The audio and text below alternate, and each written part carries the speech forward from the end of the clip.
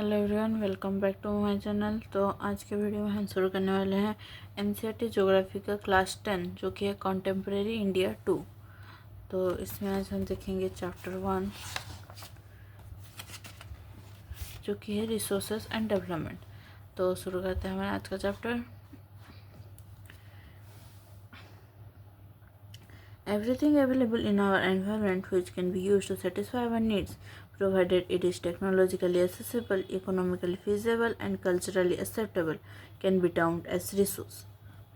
The process of transformation of things available in our environment involves an interactive relationship between nature, technology, and institutions. Human beings interact with nature through technology and create institutions to accelerate their economic development. Do you think that resources are free gifts of nature, as is assumed by many?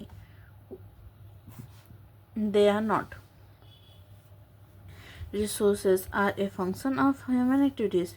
Human beings themselves are essential components of resources. They transform material available in our environment into resources and use them.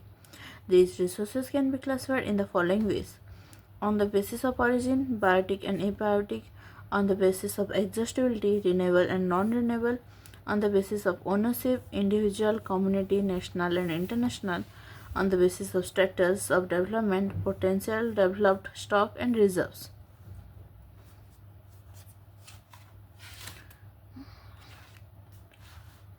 तो यह है classification of resources, जिसमें resource दो type के हैं, natural और human. Natural में आते हैं non renewable, non renewable. Renewable में है कंटिन्यूस और फ्लो, एग्जांपल विंड, वाटर। और बायोलॉजिकल के अंडर में आते हैं natural vegetation, forest, wild life. Non renewable के अंडर में आता है recyclable, example metals, and non recyclable, example fossil fuels. Humans के अंडर में आता है structure and institutions, quantity and quality.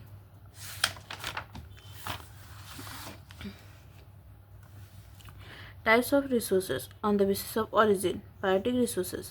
These are often from biosphere and have life, such as human beings, flora and fauna, fisheries, livestock, etc. Abiotic, all those things which are composed of non-living things are called abiotic resources. For example, rocks and metals. On the basis of exhaustibility, renewable resources. The resources which can be renewed or reproduced by physical, chemical or mechanical processes are known as renewable or replenishable resources. For example, solar and wind energy, water, forest and wildlife, etc. The renewable resources may further be divided into continuous or flow. Non-renewable resources. These occur over a very long geological time. Minerals and fossil fuels are examples of such resources. These resources take millions of years in their formation. Some of the resources like metals are recyclable, and some like fossil fuels cannot be recycled and get exhausted with their use. On the basis of ownership, individual resources. These are also owned privately by individuals. Many farmers own land which is allotted to them by government against the payment of revenue. In villages, there are people with land ownership, but there are many who are landless.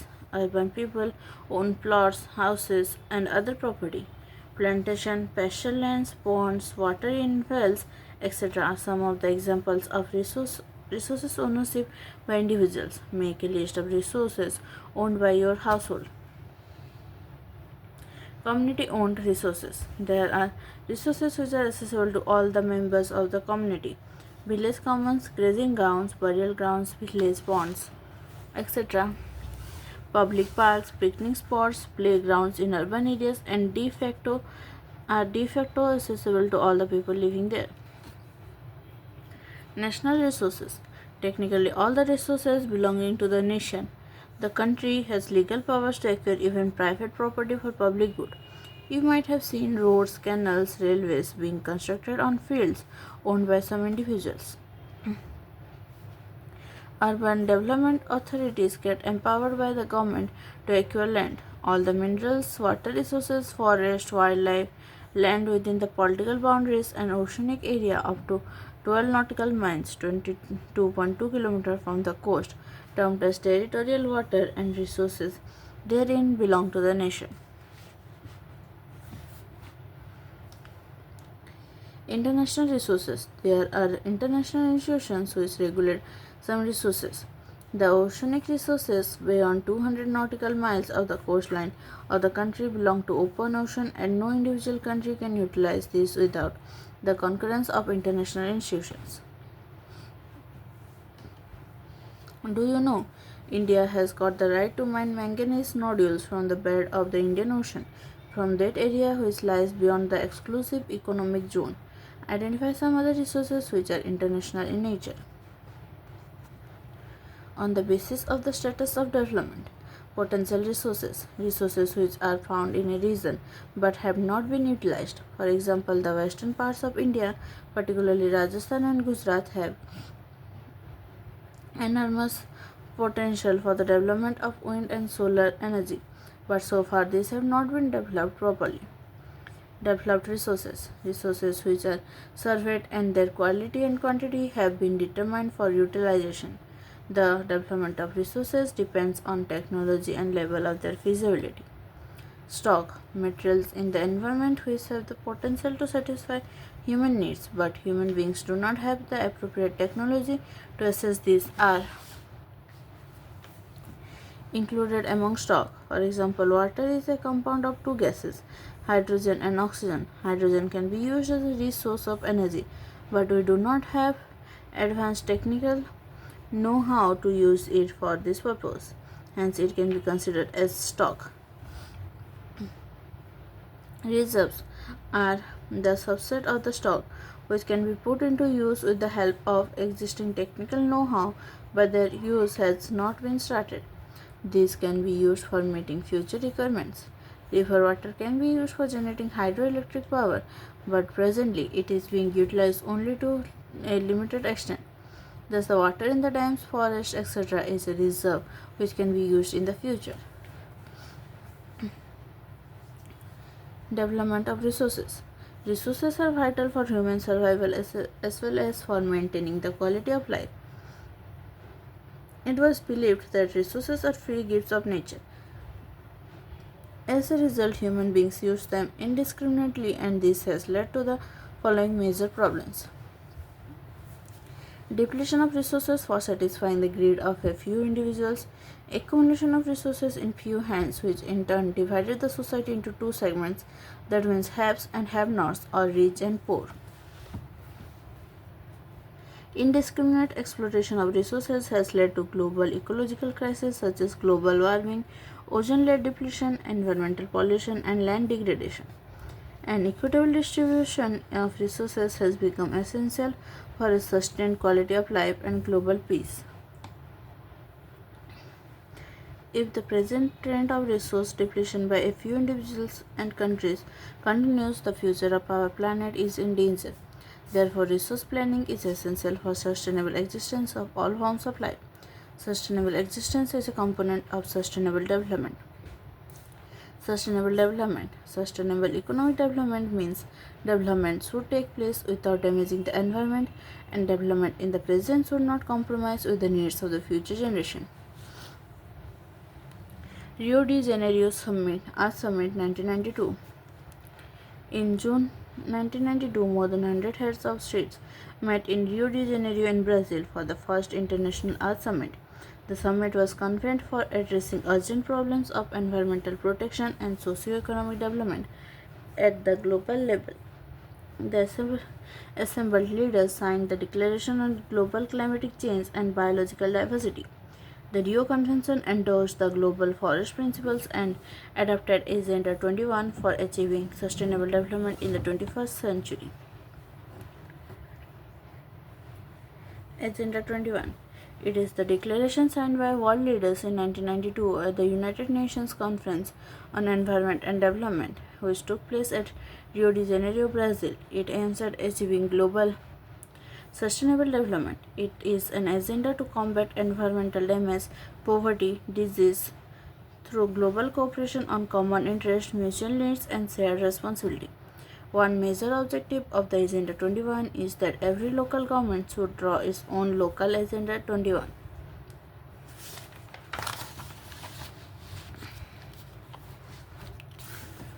Resource planning. Planning is widely accepted strategy for judicious use of resources. It has importance in a country like India, which has enormous diversity in the availability of resources. There are regions which are rich in certain types of resources but are deficient in some other resources.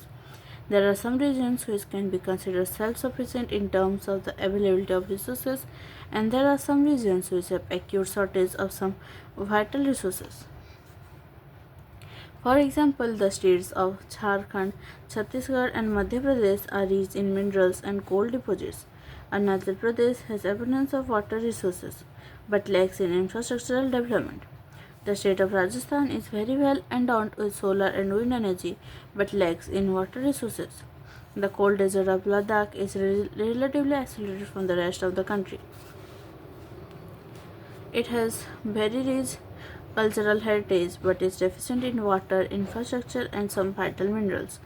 This calls for balanced resource planning at the national, state, regional, and local levels. Resource planning in India. Resource planning is a complex process which involves first identification and inventory of resources across the regions of the country. This involves surveying, mapping, and qualitative and quantitative estimation and measurement of the resources. Second, evolving a planning structure endowed with appropriate technology, skill, and institutional setup for implementing resource development plans. Third, matching the resource development plans with overall national development plans. India has made concentrated efforts for achieving the goals of resource planning right from the first 5-year plan launched after independence. The availability of resource is a necessary condition for the development of any region, but mere availability of resource in the absence of corresponding changes in technology and institutions may hinder development. There are many regions in our country that are rich in resources, but these are included in economically backward regions. On the contrary, there are some regions which have a poor resource base, but they are economically developed. Can you name some resource rich but economically backward regions and some resource poor but economically developed regions? Give reasons for such a situation. The history of colonization reveals that rich resources in colonies were the main attraction of the foreign invaders. It was primarily the high level of technological development of the colonizing countries that helped them to exploit resources of other regions and establish their supremacy over the colonies. Therefore, resources can contribute to development only when they are accompanied by appropriate technological development and institutional changes. India has experienced all this in different phases of colonization. Therefore, in India, development in general and resource development in particular does not only involve the availability of resources but also the technology, quality of human resources, and the historical experiences of the people. Conservation of resources. Resources are vital for any developmental activity, but irrational consumption and overutilization of resources may lead to socio-economic and environmental problems. To overcome these problems, resource conservation at various levels is important. This had been the main concern of the leaders and thinkers in the past. For example, Gandhiji was very apt in voicing his concern about resource conservation in these words: "There is enough for everybody's need and not for anybody's greed." He placed the greedy and selfish individuals and exploitative nature of modern technology as the root cause for resource depletion at the global level. He was against mass production and wanted to replace it with the production by the masses.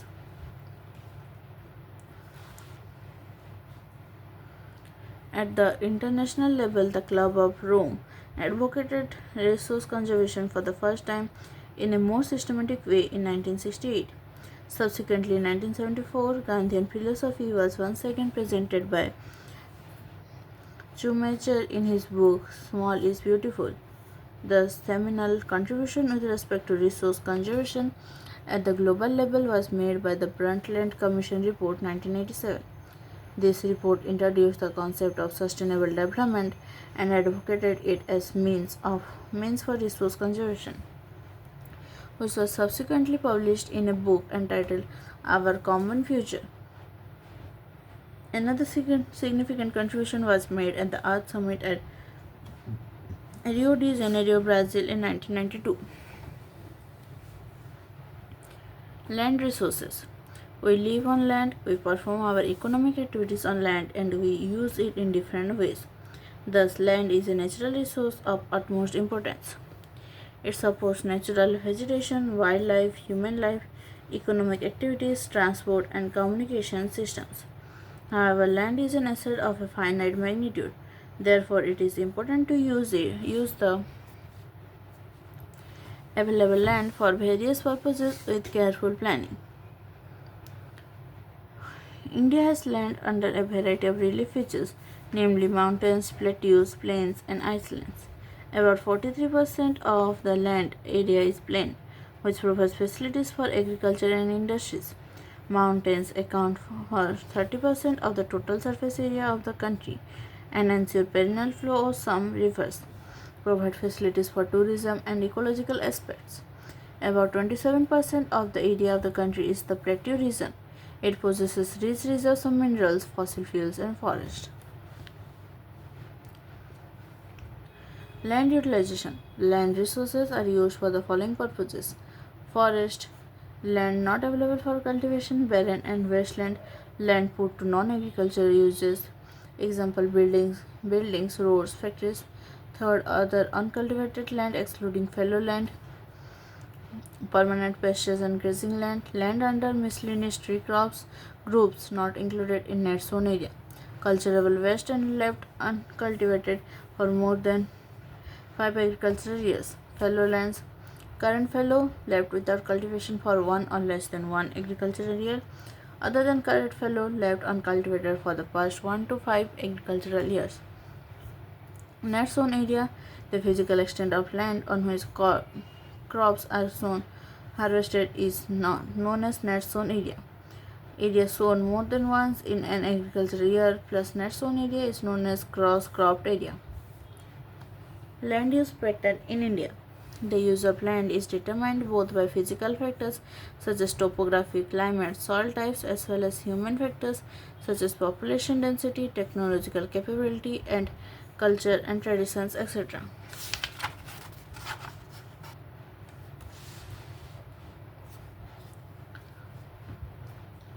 Total geographical area of India is 3.28 million square kilometer.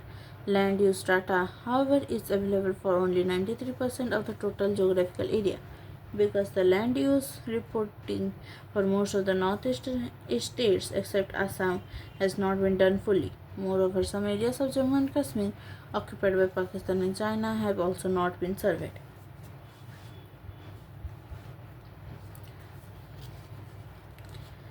The land under permanent pasture has also decreased. How are we able to feed our huge cattle population on this pasture land, and what are the consequences of it? Most of the other than the current fallow lands are either of poor quality or the cost of cultivation of such land is very high. Hence, these lands are cultivated once or twice in about 2 to 3 years. And if these are included in the net zone area, then the percentage of NSA in India comes to about 54% of the total reporting area. The pattern of net zone area varies greatly from state to another. It is over 80% of the total area in Punjab and Haryana and less than 10% in Arunachal Pradesh, Mizoram, Manipur, and Andaman and Nicobar Islands. Forest area in the country is far lower than the desired 33% of geographical area, as it was outlined in the National Forest Policy 1952. It was considered essential for maintenance of the ecological balance. The livelihoods of millions of people who live on the fringes of this forest depends upon it. A part of the land is termed as wasteland and land put to other non-agricultural uses. Wasteland includes rocky, arid, and desert areas, and land put to other non agricultural uses include settlements, roads, railways, industry, etc. Continuous use of land over a long period of time without taking appropriate measures to conserve and manage it has resulted in land degradation. This in turn has serious repercussions on society and the environment.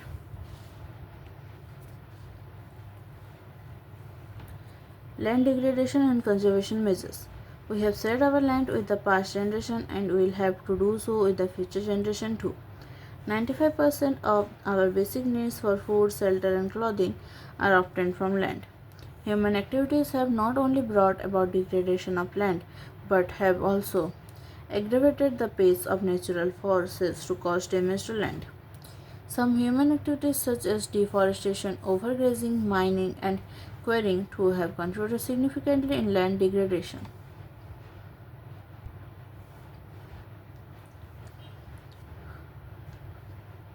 Mining sites are abandoned after excavation work is complete, leaving deep scars and traces of overburdening.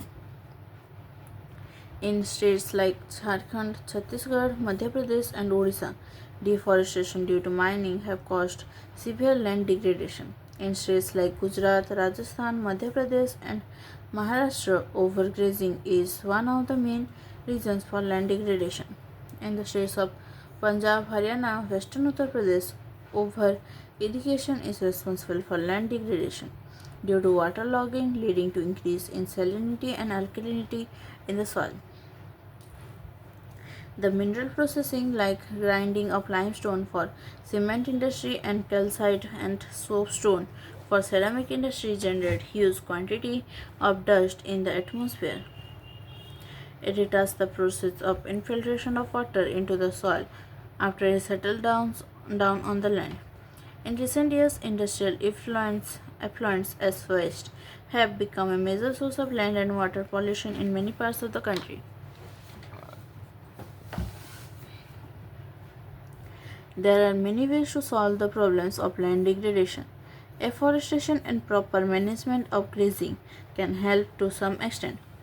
Planting of shelter belts of plants, control on overgrazing, stabilization of sand dunes by growing thorny bushes are some of the methods to check land degradation in arid areas. Proper management of wastelands, control of mining activities, proper discharge and disposal of industrial effluents and waste after treatment can reduce land and water degradation in industrial and suburban areas. Soil as a resource. Soil is the most important renewable natural resource. It is the medium of plant growth and supports different types of living organisms on the earth. The soil is a living system. It takes millions of years to form soil up to a few cm in depth. Relief, parent rock or bedrock, climate, vegetation, and other forms of life and time are important factors in the formation of soil.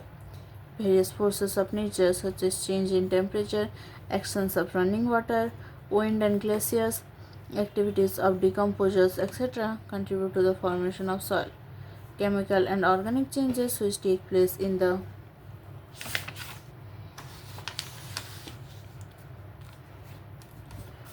soil are equally important. Soil also consists of organic, humus, and inorganic materials.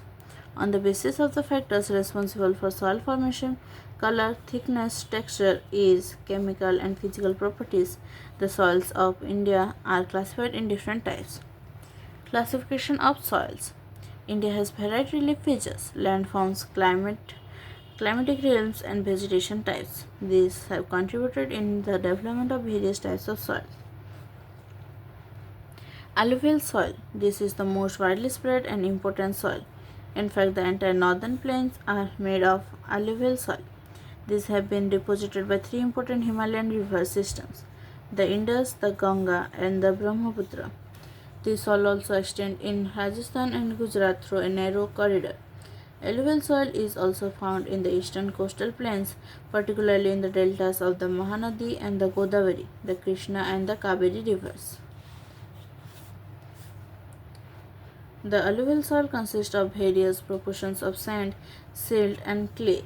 As we move inland towards the river valleys, soil particles appear somewhat bigger in size. In the upper reaches of the river valley, that means near the place of the break of slope, the soils are coarse.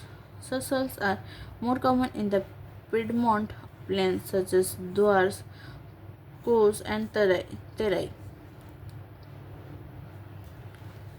Apart from the size of their grains or components, soil are also described on the basis of their age.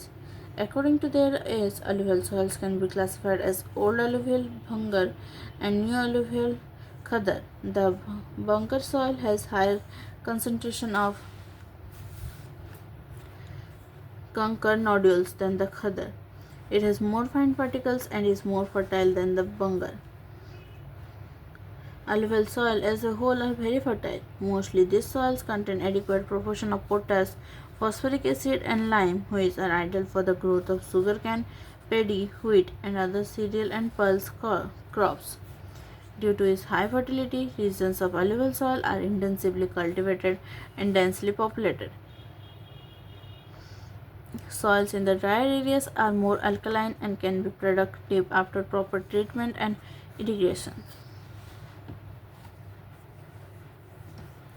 Black soil. These soils are black in color and are also known as regur soils. Black soils is ideal for growing cotton and is also known as black cotton soil. It is believed that climatic conditions along with the parent rock material are the important factors for the formation of black soil. This type of soil is typical of the Deccan Trap basalt region spread over northwest Deccan Plateau and is made up of lava flows. They cover the plateaus of Maharashtra, Saurashtra, Malwa, Madhya Pradesh, and Chhattisgarh and extend in the southeast direction along the Godavari and the Krishna valleys.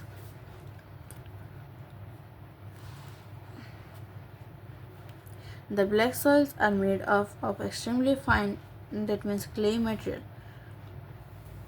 They are well known for their capacity to hold moisture. In addition, they are rich in soil nutrients such as calcium carbonate, magnesium, potash, and lime. These soils are generally poor in phosphoric contents. They develop deep cracks during hot weather, which helps in the proper aeration of the soil. These soils are sticky when wet and difficult to work on unless tilled immediately after the first shower or during the pre-monsoon period. Red and yellow soils. Red soil develops on crystalline igneous rocks in areas of low rainfall in the eastern and southern parts of the Deccan Plateau. Yellow and red soils are found in parts of Odisha, Chhattisgarh, southern parts of the Middle Ganga Plain, and along the Piedmont zone of the Western Ghats. This soil develop a reddish color due to diffusion of iron in crystalline and metamorphic rocks. It looks yellow when it occurs in a hydrated form. Laterite soil. Laterite has been derived from the Latin word later, which means brick. The laterite soil develops under tropical and subtropical climate with alternate wet and dry season. This soil is the result of intense leaching due to heavy rain. Lateritic soil are mostly deep to very deep, acidic, pH less than 6.0, generally deficient in plant nutrients, and occur mostly in southern states, Western Ghats region of Maharashtra, Odisha, some parts of West Bengal, and northeast regions, where this soil supports deciduous and evergreen forest. It is humus rich but under sparse vegetation, and in semi-arid environment it is generally humus poor. They are prone to erosion and degradation due to their position on the landscape. After adopting appropriate soil conservation techniques, particularly in the hilly areas of Karnataka, Kerala, and Tamil Nadu, this soil is very useful for growing tea and coffee. Red laterite soils in Tamil Nadu, Andhra Pradesh, and Kerala are more suitable for crops like cashew nut. Arid soil. Arid soil range from red to brown in color. They are generally sandy in texture and saline in nature. In some areas, the salt content is very high and common salt is obtained by evaporating the water. Due to the dry climate, high temperature, evaporation is faster, and the soil lacks humus and moisture. The lower high regions of the soil are occupied by conker because of the increasing calcium content downwards. The conker layer formation in the bottom regions restrict the infiltration of water. After proper irrigation, these soils become cultivable, as has been in the case of western Rajasthan.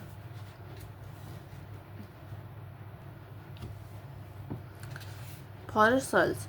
These soils are found in the hilly and mountainous areas where sufficient rainforests are available. The soil texture varies according to the mountain environment where they are found. They are loamy and silty in valley sides and coarse-grained in the upper slopes. In the snow-covered areas of Himalayas, these soils experience denudation and are acidic with low humus content. The soils found in the lower parts of the valleys, particularly on the river terraces and alluvial fens, are fertile.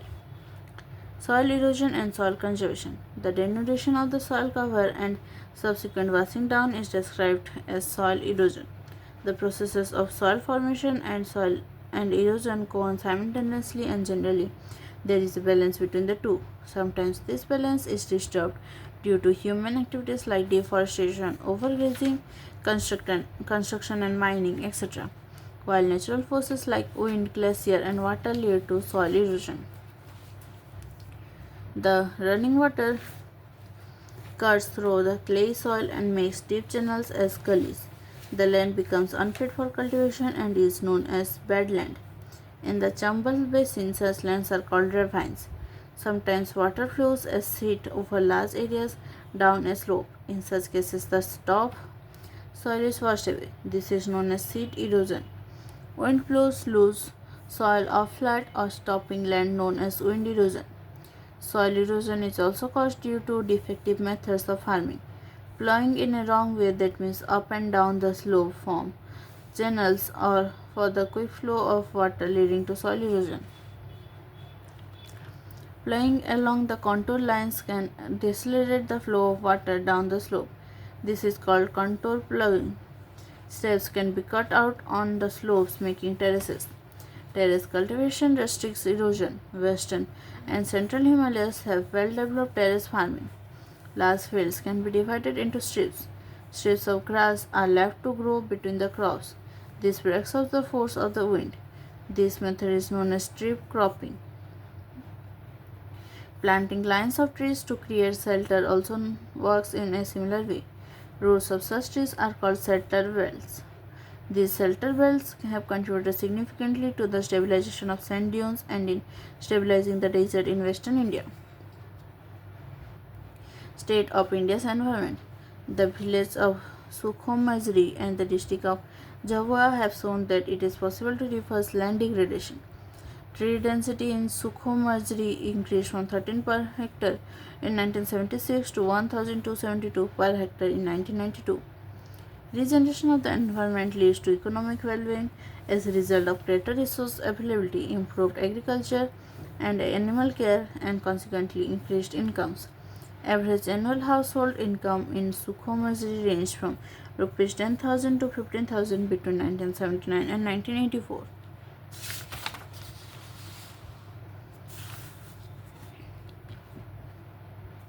People's management is essential for ecological restoration. With people being made the decision makers by the Madhya Pradesh government, 2.9 million hectares or about 1% of India's land area are being greened across the state through watershed management.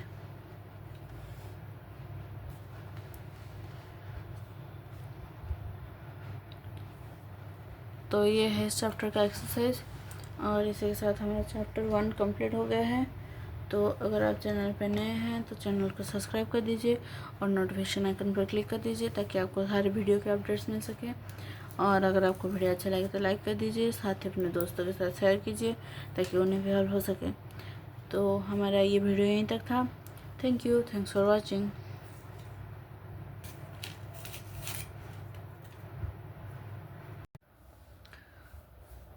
Hello everyone, welcome back to my channel. तो आज के video में हम देखेंगे NCERT geography class 10 का chapter number 2 जो कि है forest and wild life resources. तो शुरू करते हैं हमारा आज का chapter. Narak, my lord, you are the creator of music in the world of lectures. O Narak, my lord, let me dedicate myself to you. Let me gather your music from the springs, the rivers, the mountains, the forest, the insects, and the animals. Let me gather your music from the sweet breeze and offer it to you. So, lecture folk song from northern part of West Bengal. We share this planet with millions of other living beings, starting from microorganisms and bacteria, lichens to banyan trees, elephants, and blue whales. This entire habitat that we live in has immense biodiversity. We humans, along with all living organisms, form a complex web of ecological system in which we are only a part and very much dependent on this system for our own existence. For example, the plants, animals, and microorganisms recreate the quality of the air we breathe, the water we drink, and the soil that produce our food, without which we cannot survive. Forests play a key role in the ecological system as these are the primary producers on which all other living beings depend. Biodiversity or biological diversity is immensely rich in wildlife and cultivated species, diverse in form and function but closely integrated in a system through multiple network of interdependencies. Flora and fauna in India. If you look around, you will be able to find that there are some animals and plants which are unique in your area. In fact, India is one of the world's richest countries in terms of its vast area of biological diversity. This is possible twice or thrice the number yet to be discovered. You have already studied in detail about the extent and variety of forest and wildlife resources in India. You may have realized the importance of these resources in our daily life. These diverse flora and fauna are so well integrated in our daily life that we take these for granted. But lately they are under great stress, mainly due to insensitivity to our environment. Some estimates suggest that at least 10% of India's recorded wild flora and 20% of its mammals are on the threatened list.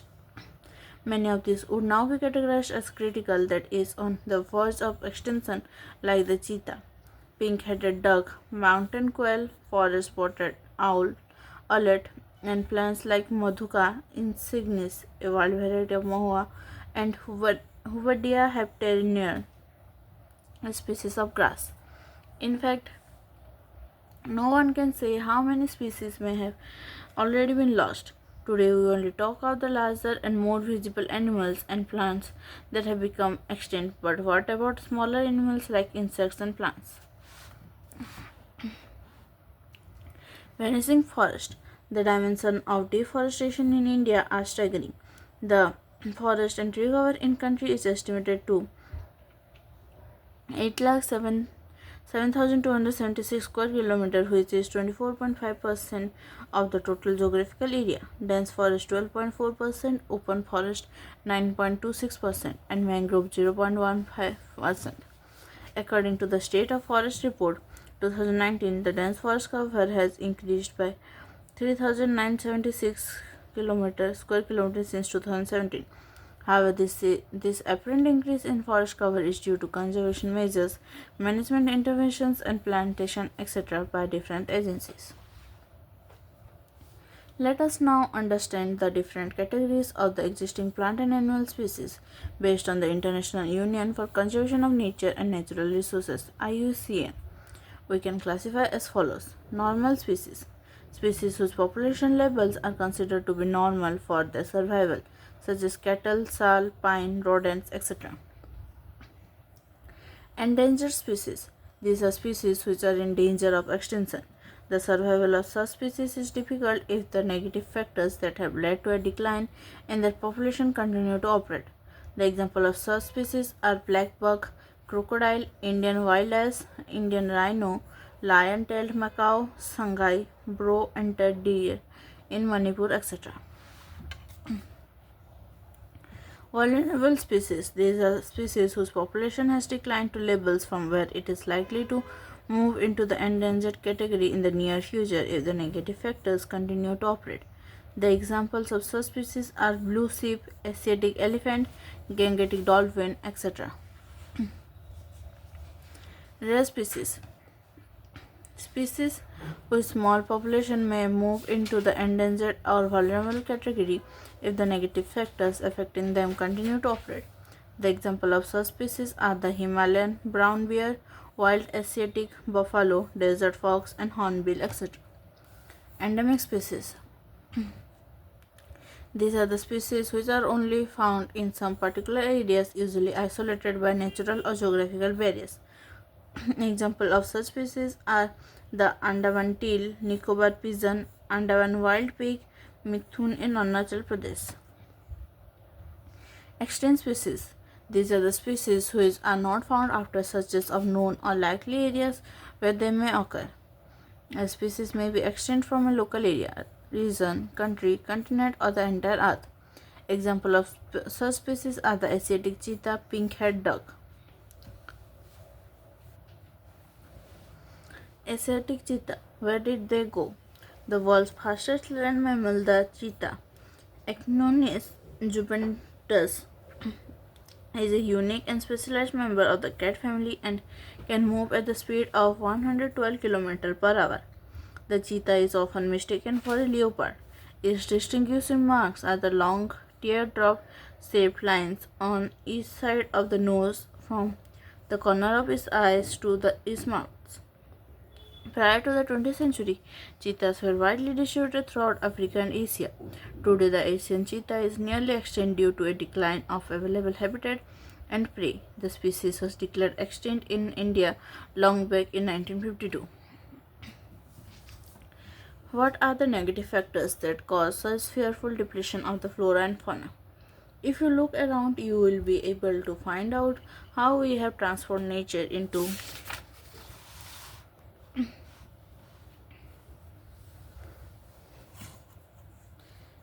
a resource obtaining directly and indirectly from forest and wildlife. Wood, barks, leaves, rubber, medicines, dyes, food, fuel, fodder, manure, etc. So it is we ourselves who have depleted our forest and wildlife.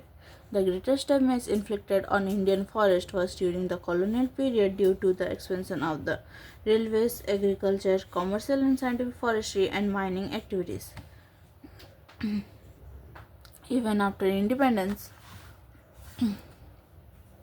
agricultural expansion continues to be one of the major causes of depletion of forest resources. Between 1951 and 1980, according to Forest Survey of India, over 26,200 square kilometers of forest area was converted into agricultural land all over India. Substantial parts of the tribal belts, especially in the northeastern and central India, have been deforested or degraded by shifting cultivation jhum, a type of slash and burn agriculture. Our colonial forest policy is to be blamed. Some of our environmental activists say that the promotion of a few favored species in many parts of India has been carried through the ironically termed enrichment plantation, in which a single commercially valuable species was extensively planted and other species eliminated. For instance, teak monoculture has damaged the natural forest in South India, and chir pine, Pinus roxburghi plantations in the Himalayas have replaced the Himalayan oak, Quercus spp, and rhododendron forest. Large-scale development projects have also contributed significantly to the loss of forest. Since 1951, over 5,000 square kilometers of forest was cleared for river valley projects. Clearing of forest is still continuing with projects like the Narmada Sagar project in Madhya Pradesh, which would inundate 40,000 hectares of forest. Mining is another important factor behind deforestation. The Buxa Tiger Reserve in West Bengal is seriously threatened by the ongoing dolomite mining. It has disturbed the natural habitat of many species and blocked the migration route of several others, including the great Indian elephant.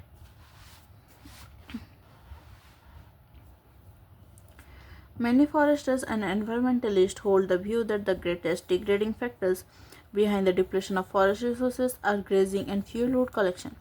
Though there may be some substance in their argument, yet the fact remains that a substantial part of the fuel for the demand is met by lopping rather than by felling entire trees. The forest ecosystems are repositories of some of the country's most valuable forest products, minerals, and other resources that meet the demands of the rapidly expanding industrial urban economy. These protected areas thus mean different things to different people, and therein lies the fertile ground for conflicts. The Himalayan yew in trouble.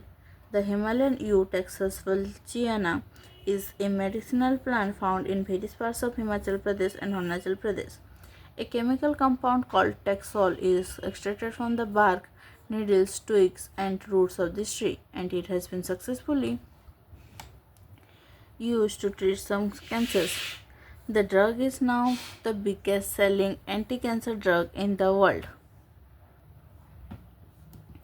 The species is under great threat due to overexploitation. In the last one decade, thousands of yew trees have dried up in various parts of Himachal Pradesh and Arunachal Pradesh. Habitat destruction, hunting, poaching, overexploitation, environmental pollution, poisoning, and forest fires are factors which have led to the decline in India's biodiversity. Other important causes of environmental destruction are unequal access, inequitable consumption of resources, and differential sharing of responsibility for environmental well-being. Overpopulation is third world in third world countries is often cited as the cause of environmental degradation. However, an average American consumes 40 times more resources than an average Somalian. Similarly, the richest 5% of Indian society probably cause more ecological damage because of the amount they consume than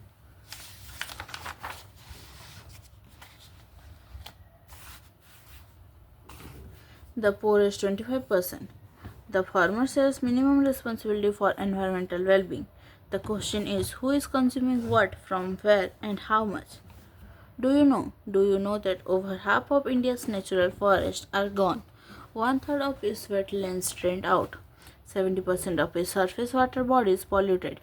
40% of its mangroves wiped out. And with continued hunting and trade of wild animals and commercially valuable plants, thousands of plant and animal species are heading towards extinction.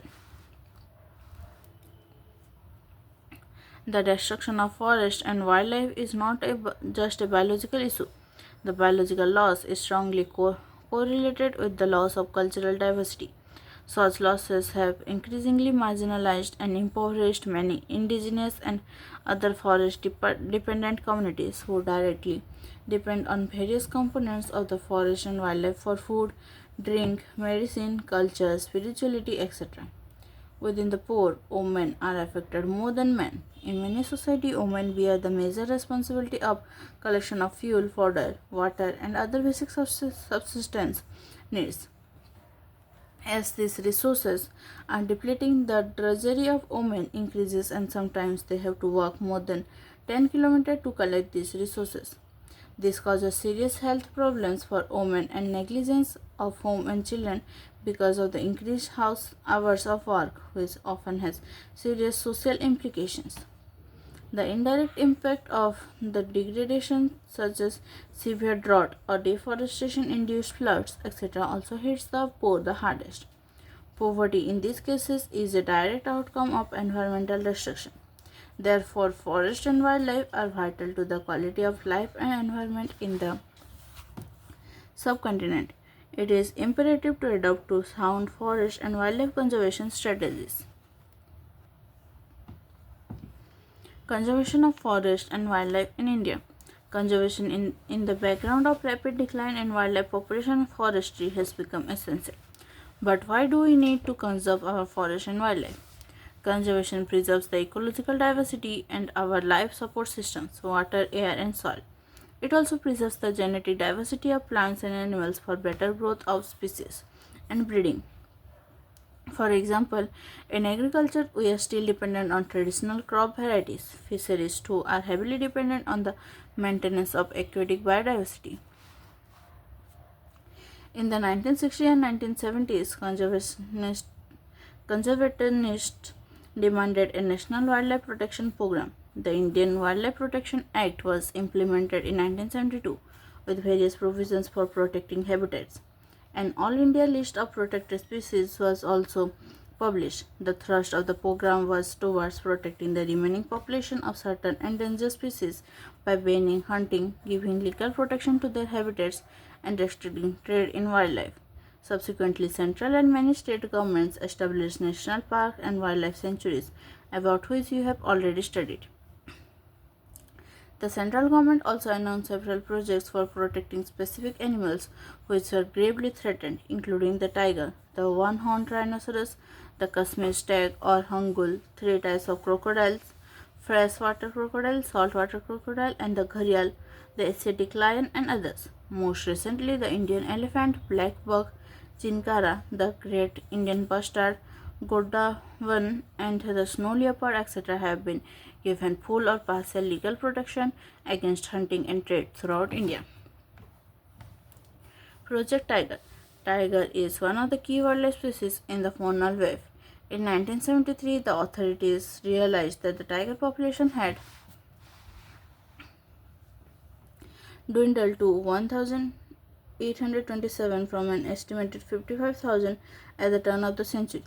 The major threats to tiger population are numerous, such as poaching for trade, shrinking habitat, depletion of prey-based species, growing human population, etc.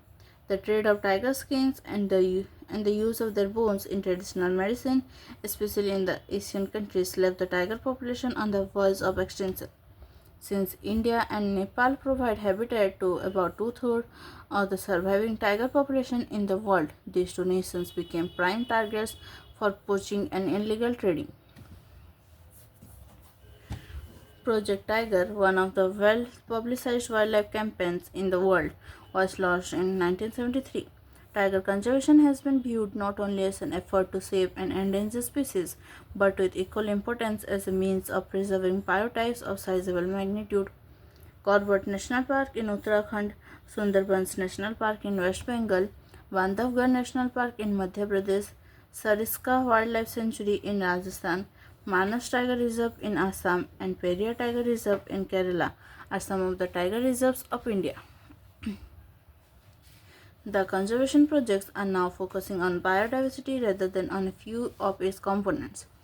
There is now a more intensive search for different conservation measures. Increasingly, even insects are beginning to find a place in conservation planning. In the notification under Wildlife Act of 1980 and 1986, several hundred butterflies, moths, beetles, and one dragonfly have been added to the list of protected species. In 1991, for the first time, plants were also added to the list, starting with 6 species. Types and distribution of forest and wildlife resources. Even if we want to conserve our vast forest and wildlife resources, it is rather difficult to manage, control, and regulate them. In India, much of its forest and wildlife resources are either owned or managed by the government through the Forest Department or other government departments. These are classified under the following categories. Reserved forest. More than half of the total forest land has been declared reserved forest. Reserve forests are regarded as the most valuable as far as the conservation of forest and wildlife resources are concerned. Protected forest. Almost one-third of the total forest area is protected forest as declared by the Forest Department. These forest lands are protected from any further depletion.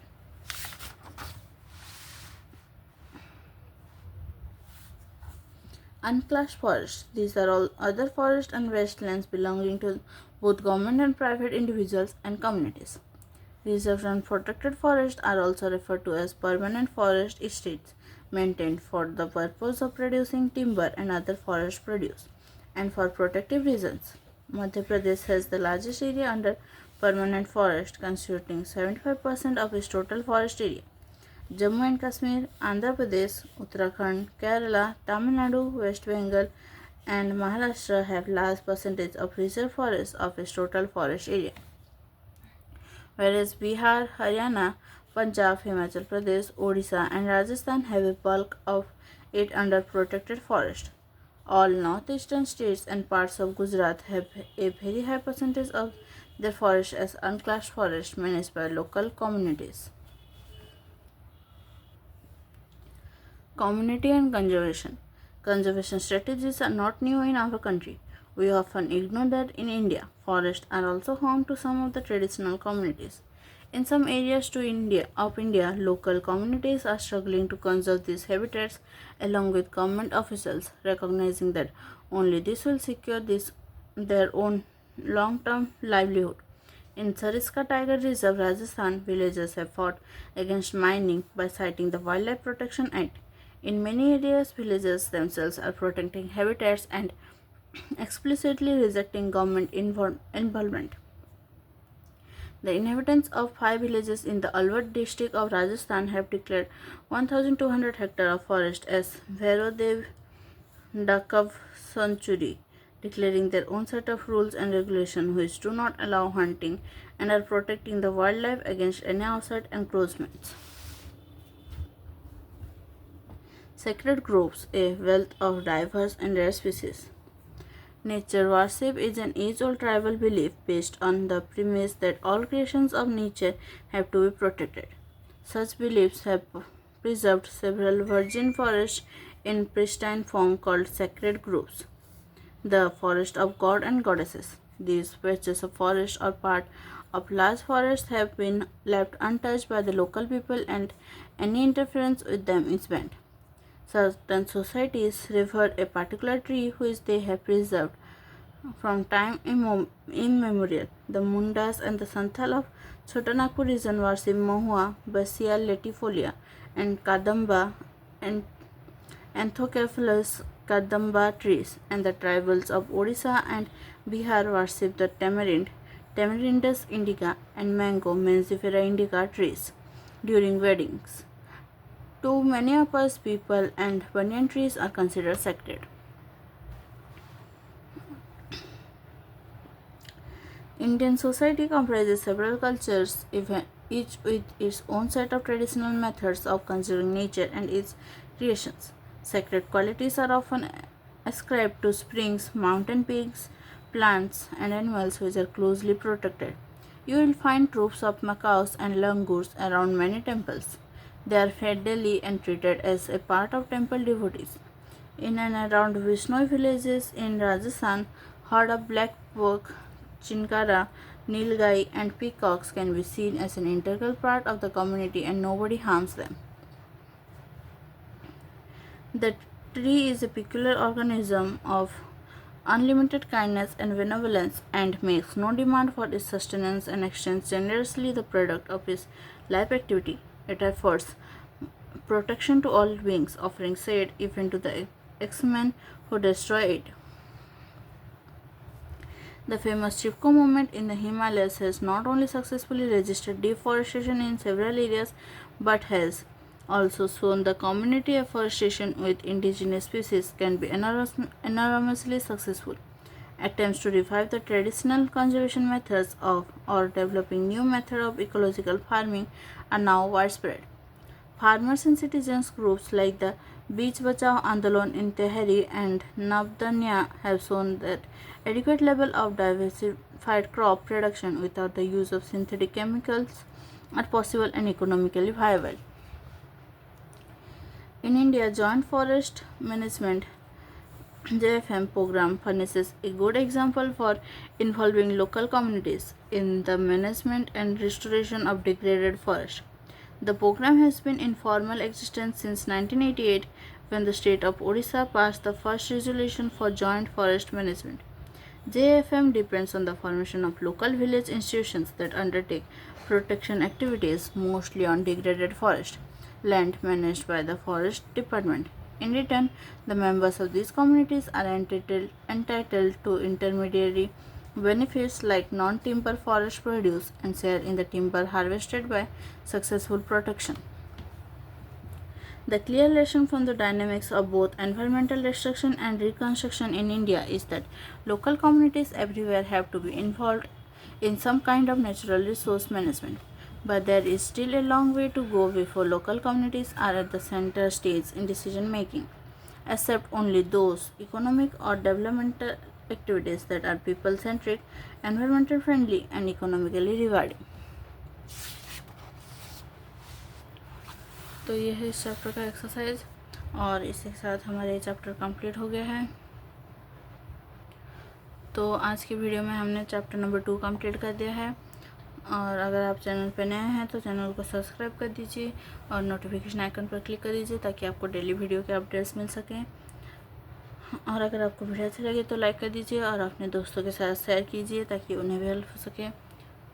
सो हमारा आज का session यहीं तक था। Thank you, thanks for watching.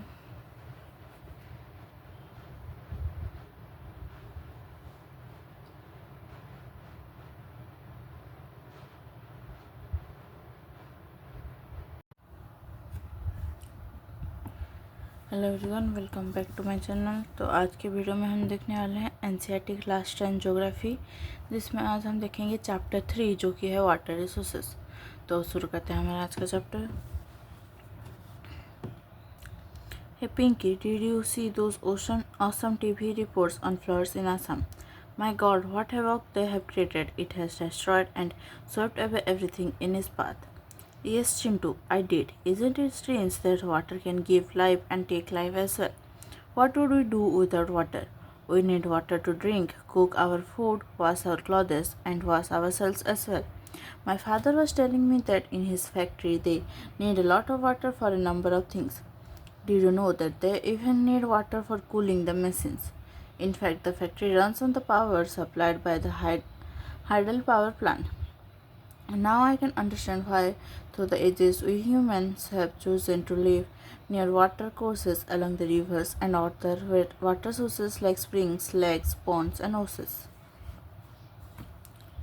You already know that 3/4 of the Earth's surface is covered with water, but only a small proportion of it accounts for the fresh water that can be put to use. This fresh water is mainly obtained from surface runoff and groundwater that is continually being renewed and recharged through the hydrological cycle. All water moves within the hydrological cycle, ensuring that water is a renewable resource. You might wonder that if 3/4 of the world is covered with water and water is a renewable resource, then how is it that countries and regions around the globe suffer from water scarcity? Why is it predicted that by 2035 nearly 2 billion people will live in absolute water scarcity? Water scarcity and the need for water conservation and management. Given the abundance and renewability of water, it is difficult to imagine that we may suffer from water scarcity. The moment we speak of water shortages, we immediately associate it with regions having low rainfall or those that are drought prone. We instantaneously visualize the deserts of Rajasthan and Oman balancing many mudcast earthen pots used for collecting and storing water and traveling long distances to get water. True, the availability of water resources varies over space and time, mainly due to the variations in seasonal and annual precipitation. But water scarcity in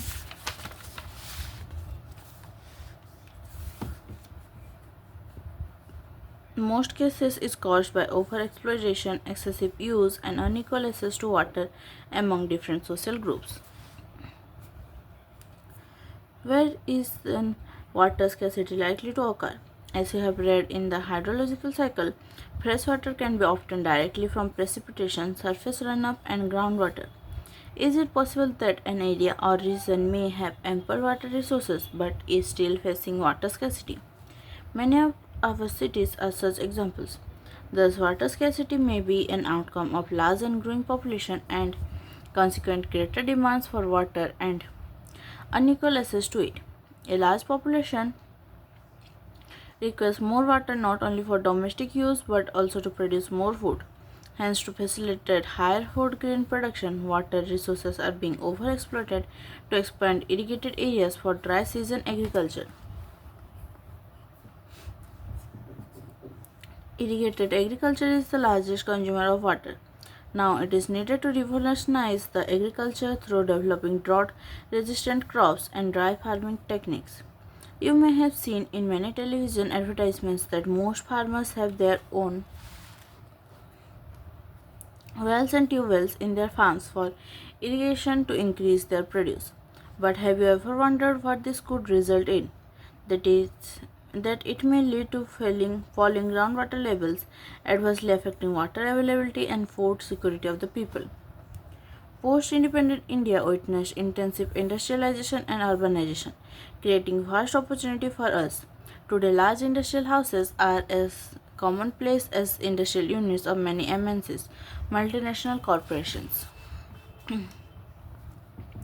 The ever-increasing number of industries has made matters worse by exerting pressure on existing freshwater resources. Industries, apart from being heavy users of water, also require power to run them.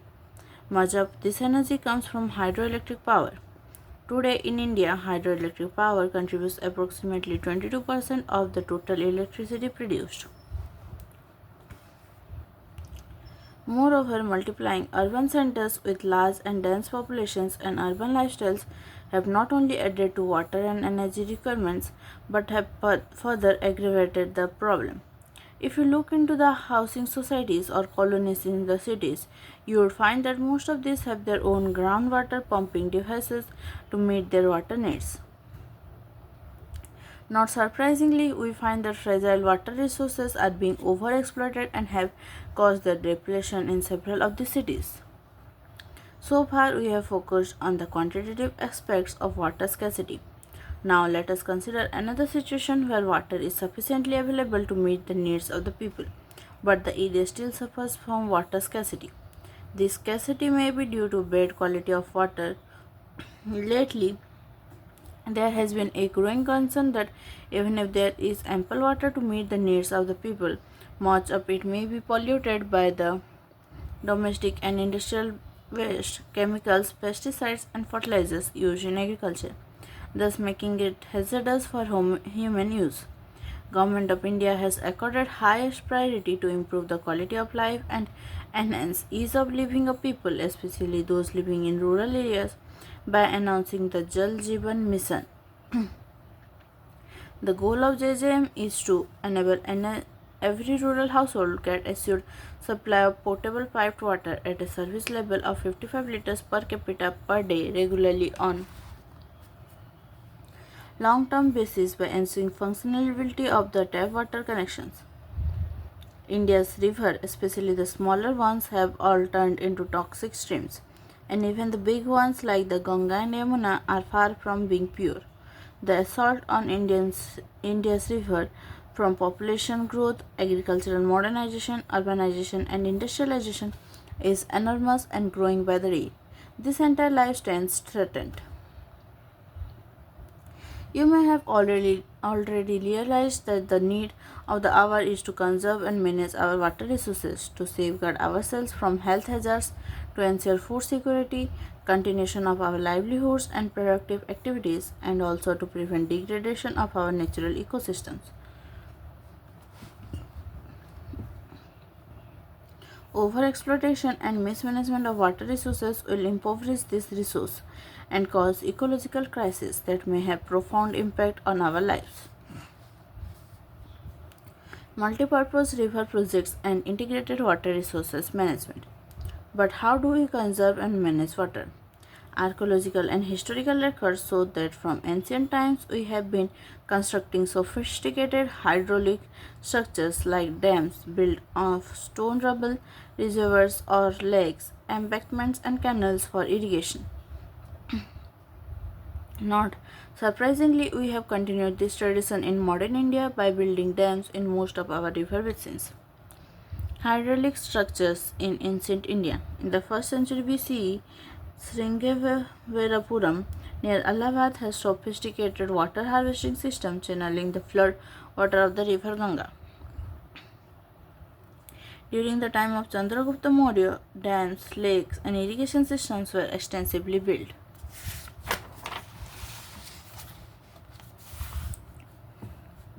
Evidence of sophisticated irrigation works have also been found in Kalinga, Odisha, Nagarjunakonda, Andhra Pradesh, Bennur, Karnataka, Kolhapur, Maharashtra, etc.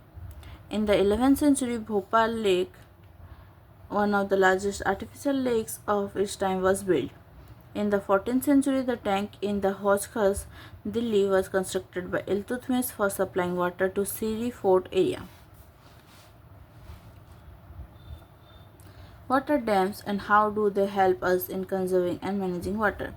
Dams were traditionally built to impound rivers and rainwater that could be used later to irrigate agricultural fields. Today, dams are built not just for irrigation but for electricity generation, water supply for domestic and industrial uses, flood control, recreation, inland navigation, and fish breeding.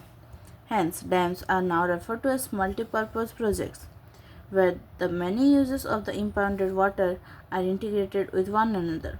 For example, in the Satluj Bias River Basin, the Bhakra Nangal project water is being used both for hydel power production and irrigation. Similarly, the Hirakud project in the Mahanadi Basin integrates conservation of water with flood control. Multipurpose projects launched after independence with their integrated water resource management approach were thought of as the vehicle that would lead the nation to development and progress, overcoming the handicap of its colonial past. Jawaharlal Nehru proudly proclaimed the dams as the temples of modern India, the reason being that it would integrate development of agriculture and the village economy with rapid industrialization and growth of the urban economy. A dam is a barrier across flowing water that obstructs, directs, or retards the flow, often creating a reservoir, lake, or impoundment. Dam refers to the reservoir rather than the structure. Most dams have a section called a spillway or weir over which or through which it is intended that water will flow either intermittently or continuously. Dams are classified according to structure, intended purpose, or height. Based on structure and the materials used, dams are classified as timber dams, embankment dams, masonry dams with several subtypes. According to the height, dams can be categorized as large dams and major dams, or alternatively as low dams, medium height dams, and high dams.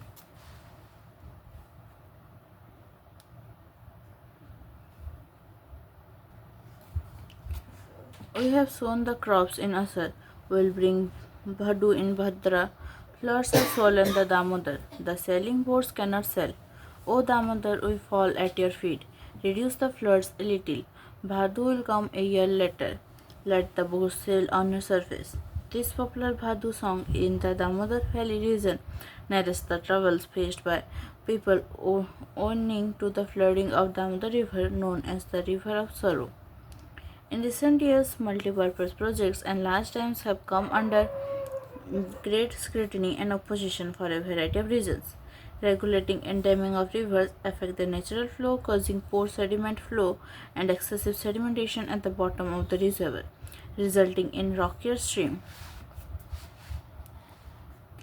beds and poorer habitats for the river's aquatic life. Dams also fragment rivers, making it difficult for aquatic fauna to migrate, especially for spawning.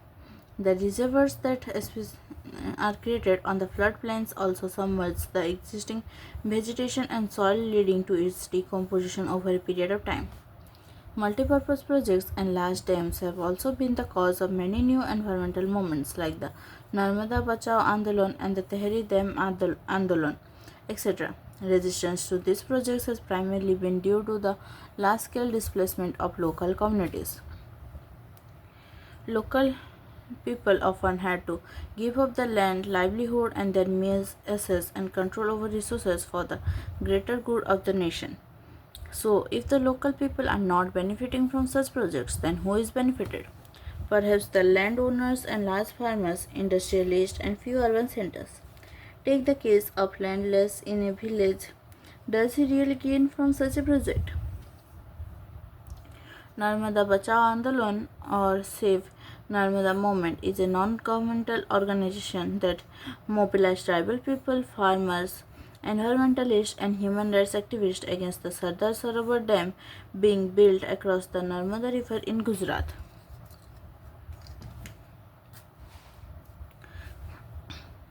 It originally focused on the environmental issues related to trees that would be submerged under the dam water. Recently, it has refocused the aim to enable poor citizens, especially the ousted displaced people, to get full rehabilitation facilities from the government. People felt that their suffering would not be in vain, accepted the trauma of displacement, believing in the promise of irrigated fields and plentiful harvest. So often, the survivors of Rihand told us that they accepted their sufferings as sacrifice for the sake of their nation. But now, after 30 bitter years of being adrift, their livelihood having even being more precarious, they keep asking, are we the only ones chosen to make sacrifices for the nation?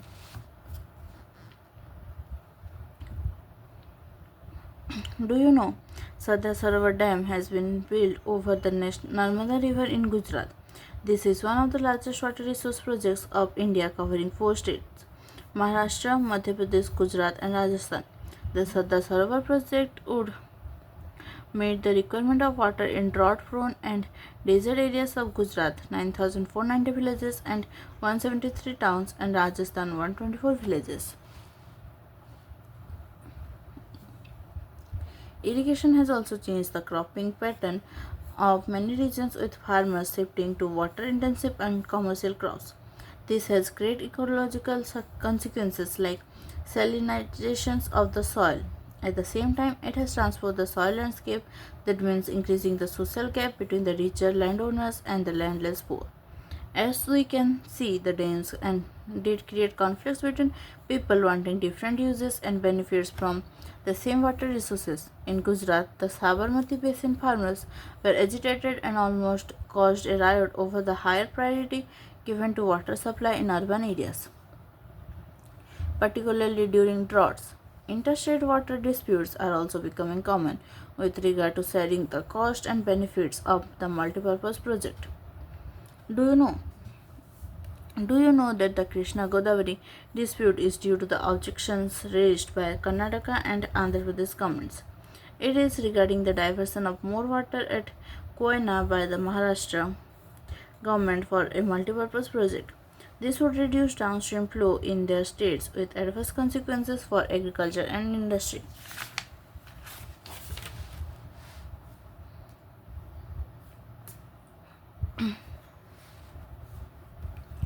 Most of the objections to the projects arose due to their failure to achieve the purpose for which they were built. Ironically, the dams that were constructed to control floods have triggered floods due to sedimentation in the reservoir. Moreover, the big dams have mostly been unsuccessful in controlling floods at the time of excessive rainfall. You may have seen or read about how the release of water from dams during heavy rains aggravated the flood situation in Maharashtra and Gujarat in 2006. The floods have not only devastated life and property but also caused extensive soil erosion. Sedimentation also meant that the floodplains were deprived of silt, a natural fertilizer, further adding on to the problem of land degradation.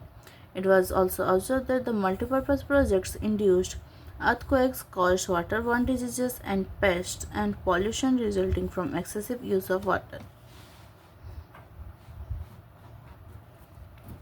Rainwater harvesting. Many thought that given the disadvantage and rising resistance against the multipurpose projects, water harvesting system was was a viable alternative, both socio-economically and environmentally.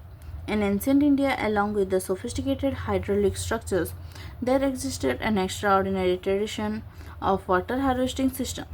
People had in-depth knowledge of rainfall regimes and soil types and developed wide-ranging techniques to harvest rainwater, groundwater, river water, and flood water in keeping with the local ecological condition and their water needs. In hill and mountainous regions, people built diversion channels like the gulls or pools of the western Himalayas for agriculture. Rooftop rainwater harvesting was commonly practiced to store drinking water, particularly in Rajasthan. In the floodplains of Bengal, people developed inundation channels to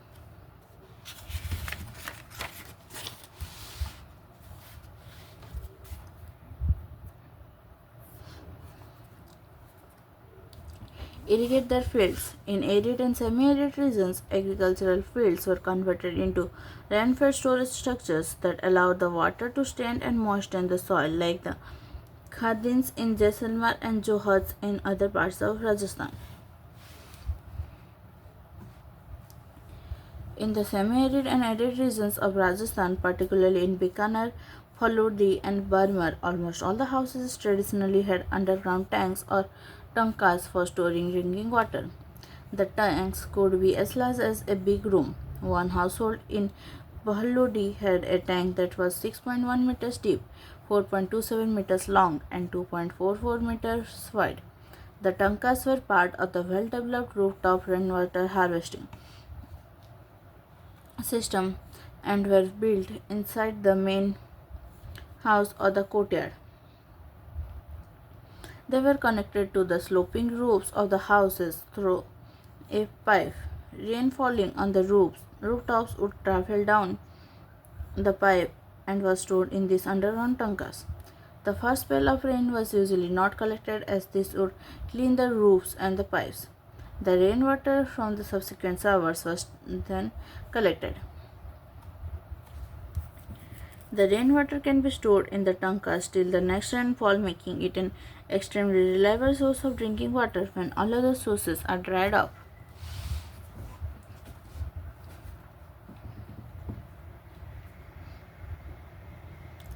Particularly in summers, rainwater or Palar Pani, as commonly referred to in these parts, is considered the purest form of natural water. Many houses constructed underground rooms adjoining the tanka to beat the summer heat as it would keep the room cool. Interesting fact: rooftop rainwater harvesting is the most common practice in Shillong, Meghalaya. It is interesting because Cherrapunji and Mysoorum, situated at a distance of 55 kilometers from Shillong, receive the highest rainfall in the world. Yet the state capital Shillong faces acute shortage of water. Nearly every household in the city has a rooftop rainwater harvesting structure. Nearly 15 to 25% of the total water requirement of the household comes from the rooftop water harvesting. Today in western Rajasthan, sadly, the practice of rooftop rainwater harvesting is on the decline as plenty of water is available due to the perennial Indira Gandhi Canal, though some houses still maintain the tankas since they do not like the taste of tap water. Fortunately, in many parts of rural and urban India, rooftop rainwater harvesting is being successfully adapted to store and conserve water. In Gendathur, a remote backward village in Mysuru, Karnataka, villagers have installed in their household rooftop rainwater harvesting system to meet their water needs. Nearly 200 households have installed this system, and the village has earned the rare distinction of being rich in rainwater. See figure 3.6 for a better understanding of the rooftop rainwater harvesting system which is adopted here. Gendathur receives an annual precipitation of 1000 mm, and with 80% of collection efficiency and of about 10 fillings, every house can collect and use about 50,000 liters of water annually. From the 200 houses, the net amount of rainwater harvested annually amounts to 1 lakh liters.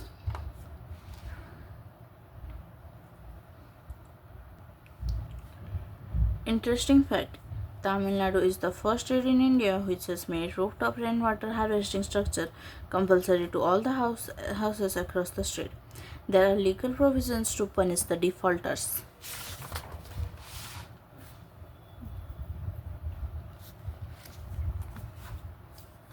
Bamboo drip irrigation system. In Meghalaya, a 200-year-old system of tapping stream and spring water by using bamboo pipes is prevalent. About 18 to 20 liters of water enters the bamboo pipe system, gets transported over hundreds of meters, and finally reduces to 20 to 80 drops per minute at the site of the plant. Picture 1. Bamboo pipes are used to divert perennial springs on the hilltops to the lower reaches by gravity. Picture 2 and 3. The channel section made of bamboo divert water to the plant site where where it is distributed into branches, again made and laid out with different forms of bamboo pipes. The flow of water into the pipes is controlled by manipulating the pipe positions. Picture 4. If the pipes pass the road, they are taken high above the land. Picture 5 and 6. Reduced channel sections and diversion units are used at the last stage of water application. The last channel section enables water to be dropped near the roots of the plants. तो ये है इस chapter का exercise. इसी के साथ हमारा chapter number 3 complete हो चुका है। तो अगर आप चैनल पे नए हैं तो चैनल को सब्सक्राइब कर दीजिए और नोटिफिकेशन आइकन पर क्लिक कर दीजिए ताकि आपको सारे वीडियोस के अपडेट्स मिल सकें। साथ ही अगर आपको वीडियो अच्छा लगे तो लाइक कर दीजिए और अपने दोस्तों के साथ शेयर कीजिए ताकि उन्हें भी हेल्प हो सके। तो हमारा आज का ये वीडियो यहीं तक था। Thank you, thanks for watching.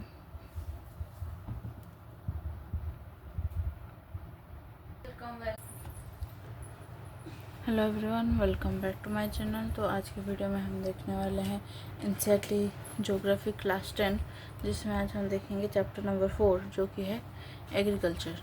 तो शुरू करते हैं हमारा आज का chapter. India is an agriculturally important country. 2/3 of its population is engaged in agricultural activities. Agriculture is a primary activity which produces most of the food that we consume. Besides food grains, it also produces raw materials for various industries. Can you name some industries based on agricultural raw material? Moreover, some agricultural products like tea, coffee, spices, etc. are also exported.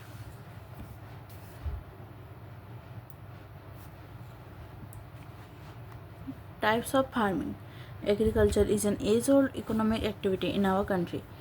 Over these years, cultivation methods have changed significantly depending upon the characteristic of physical environment, technological know-how, and socio-cultural practices. Farming varies from subsistence to commercial type. At present, in different parts of India, the following farming systems are practiced. Primitive subsistence farming. This type of farming is still practiced in few pockets of India. Primitive subsistence agriculture is practiced on small patches of land with the help of primitive tools like hoe, dhow, and digging sticks, and family or community labor.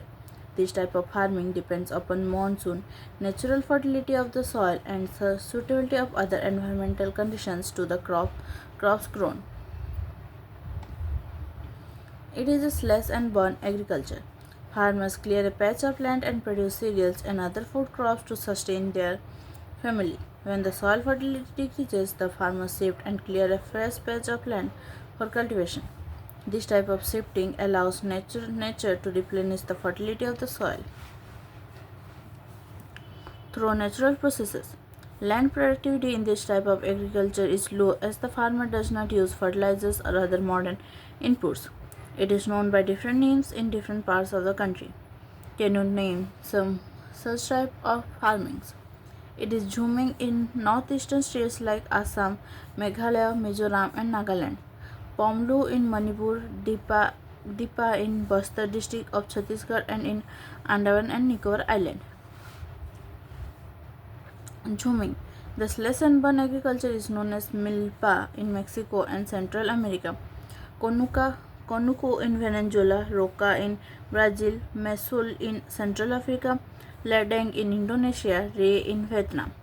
In India, this primitive form of cultivation is called Bevar or Dahiya in Madhya Pradesh, Podu or Penda in Andhra Pradesh, Pamadabi or Koman or Pringha in Odisha, Kumari in Western Ghats, Valri or Valtre in southeastern Rajasthan, Khil in the Himalayan belt, Kurwa in Jharkhand, and Jhuming in the northeastern region.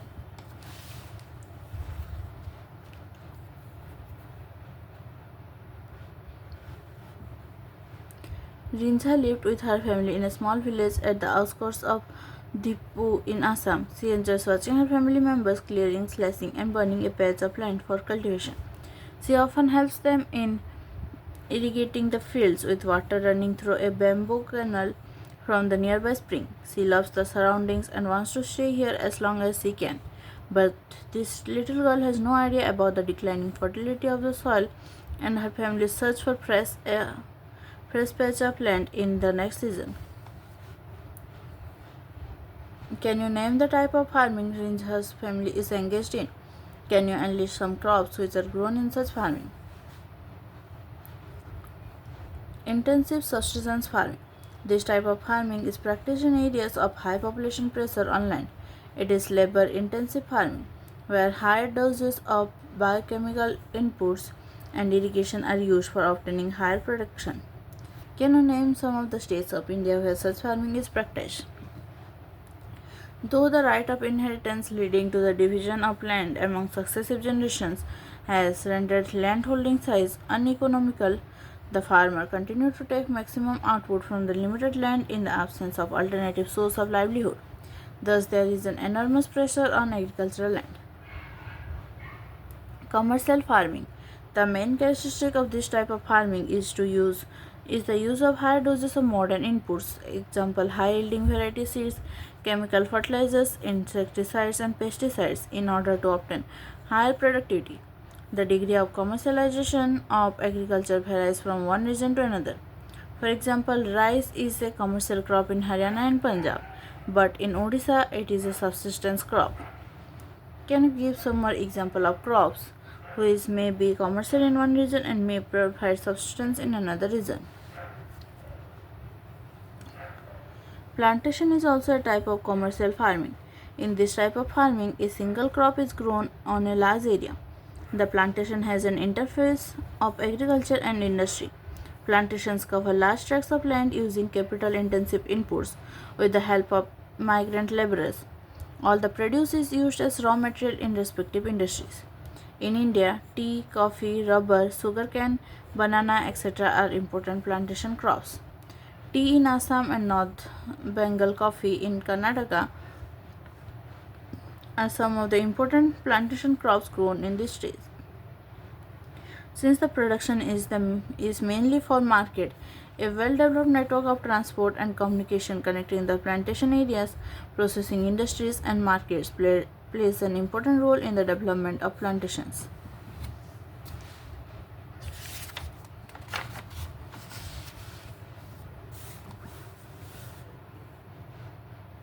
Cropping pattern. You have studied the physical diversity and plurality of cultures in India. These are also reflected in agricultural practices and cropping patterns in the country. Various types of foods and fiber crops, vegetables and fruits, spices and condiments, etc., constitute some of the important crops grown in the country. India has three cropping seasons: Rabi, Kharif, and Zaid.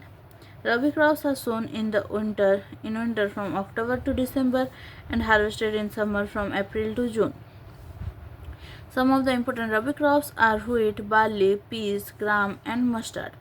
Though these crops are grown in large parts of India, states from the north and northwestern parts such as Punjab, Haryana, Himachal Pradesh, Jammu and Kashmir, Uttarakhand, and Uttar Pradesh are important for the production of wheat and other Rabi crops. Availability of precipitation during winter months due to the western temperate cyclones help in the success of these crops. However, the success of the Green Revolution in Punjab, Haryana, Western Uttar Pradesh, and parts of Rajasthan has also been an important factor in the growth of the aforementioned Rabi crops. Kharif crops are grown with onset of monsoon in different parts of the country, and these are harvested in September-October.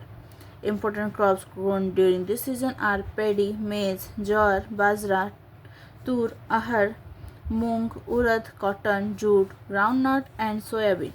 Some of the most important rice growing regions are Assam, West Bengal, coastal regions of Odisha, Andhra Pradesh, Telangana, Tamil Nadu, Kerala, and Maharashtra, particularly the Konkan coast, along with Uttar Pradesh and Bihar. Recently, paddy has also become an important crop of Punjab and Haryana. In states like Assam, West Bengal, and Odisha, three crops of paddy are grown in a year. These are Oas, Aman, and Boro. In between the Rabi and the Kharif seasons, there is a short season during the summer months known as the Jared season. Some of the crops produced during Jared are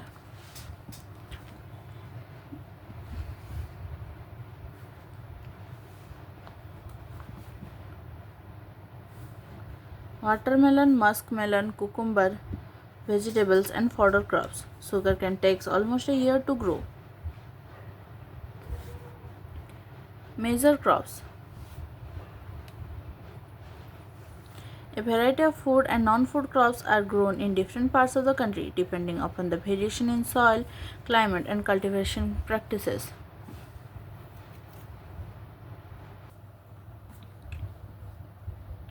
Major crops grown in India are rice, wheat, millets, pulses, tea, coffee, sugarcane, oilseed, cotton, and jute, etc. Rice. It is the staple food crop of a majority of the people in India. Our country is the second largest producer of rice in the world after China. It is a kharif crop which requires high temperature above 25 degrees Celsius and high humidity with annual rainfall above 100 cm. In the areas of less rainfall, it grows with the help of irrigation.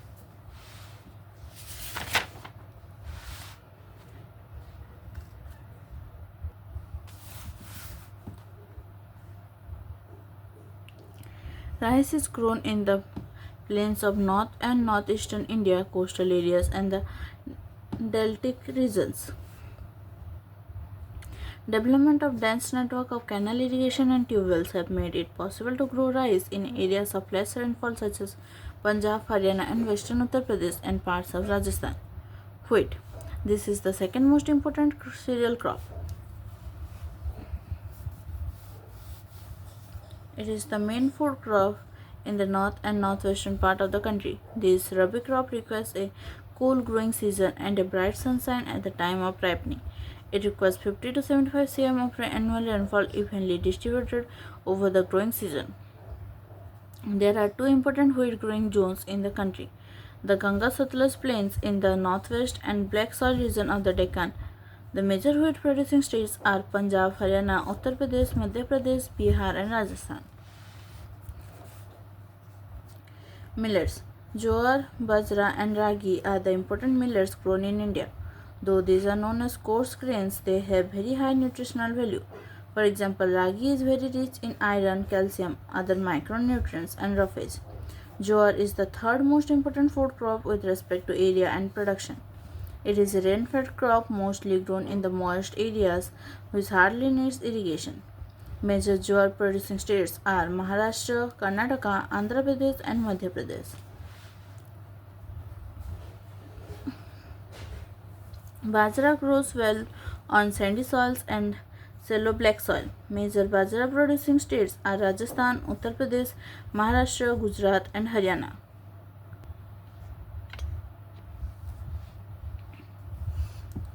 Ragi is a crop of dry regions and grow well on red, black, sandy, loamy, and shallow black soils. Major ragi producing states are Karnataka, Tamil Nadu, Himachal Pradesh, Uttarakhand, Sikkim, Jharkhand, and Arunachal Pradesh. Maize. It is a crop which is used both as food and fodder. It is a kharif crop which requires temperature between 21 degrees Celsius to 27 degrees Celsius and grows well in old alluvial soil. In some states like Bihar, maize is grown in Rabi season also. Use of modern inputs such as HIV seeds, fertilizers, and irrigation have contributed to the increasing production of maize. Major maize producing states are Karnataka, Madhya Pradesh, Uttar Pradesh, Bihar, Andhra Pradesh, and Telangana.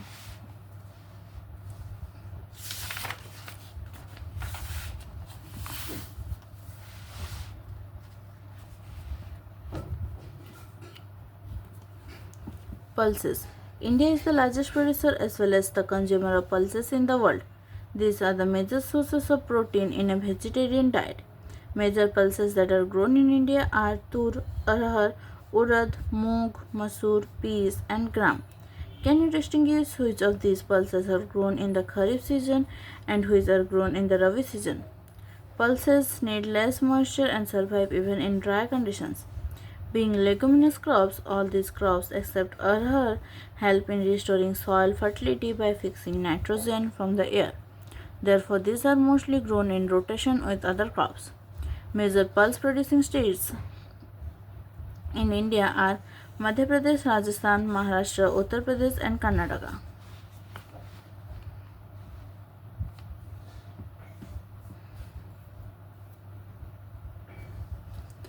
Food crops other than grains. Sugarcane. It is a tropical as well as a subtropical crop. It grows well in hot and humid climate with a temperature of 21 degrees Celsius to 27 degrees Celsius and an annual rainfall between 75 cm and 100 cm.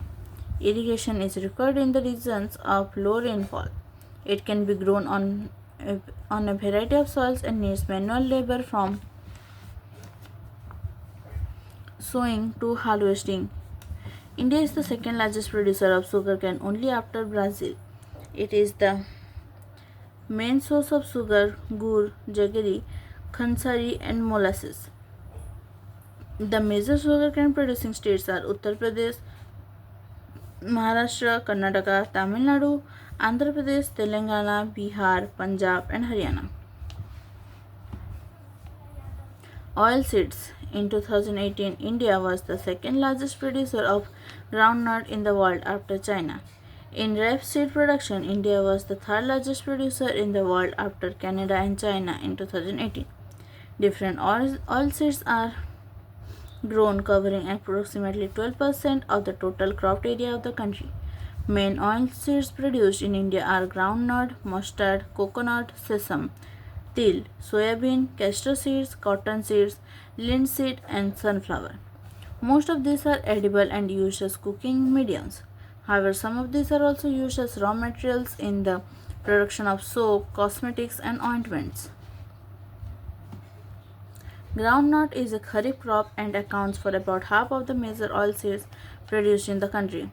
Gujarat was the largest producer of groundnut, followed by Rajasthan and Tamil Nadu in 2019 to 20.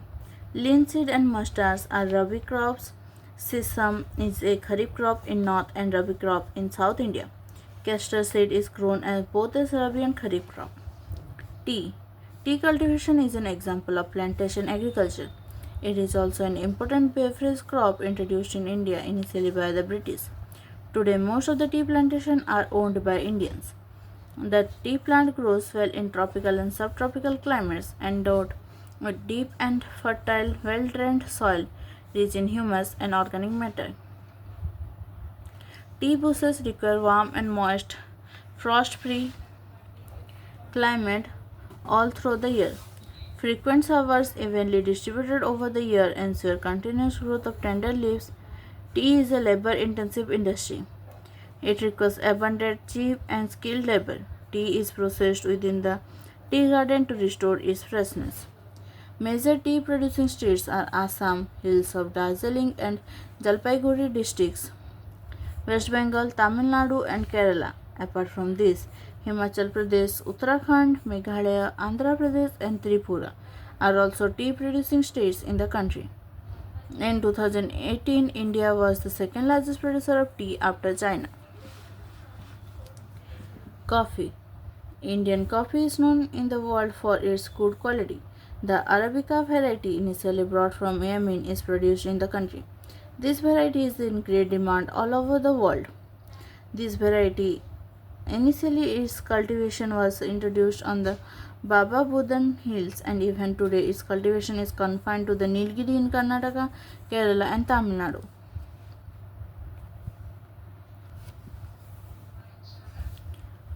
Horticulture crops. In 2018, India was the second largest producer of fruits and vegetables in the world after China. India is a producer of tropical as well as temperate fruits. Mangoes of Maharashtra, Andhra Pradesh, Telangana, Uttar Pradesh, and West Bengal, oranges of Nagpur and Cherrapunji, Meghalaya, bananas of Kerala, Mizoram, Maharashtra, and Tamil Nadu, lychee and guava of Uttar Pradesh and Bihar, pineapples of Meghalaya, grapes of Andhra Pradesh, Telangana and Maharashtra, apples, pears, apricots, and walnuts of Jammu and Kashmir and Himachal Pradesh are in great demand the world over.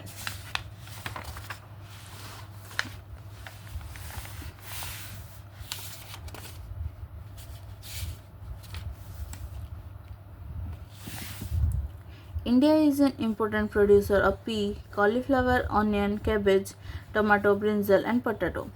Non-food crops. Rubber. It is an equatorial crop but under special condition. It is also grown in tropical and subtropical areas. It requires moist and humid climate with rainfall of more than 200 cm and temperature above 25 Celsius.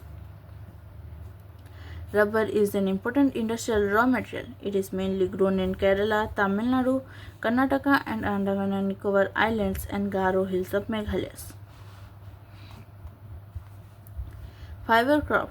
Cotton, jute, hemp, and natural silk are the four major fiber crops grown in India. The first three are derived from the crops grown in the soil.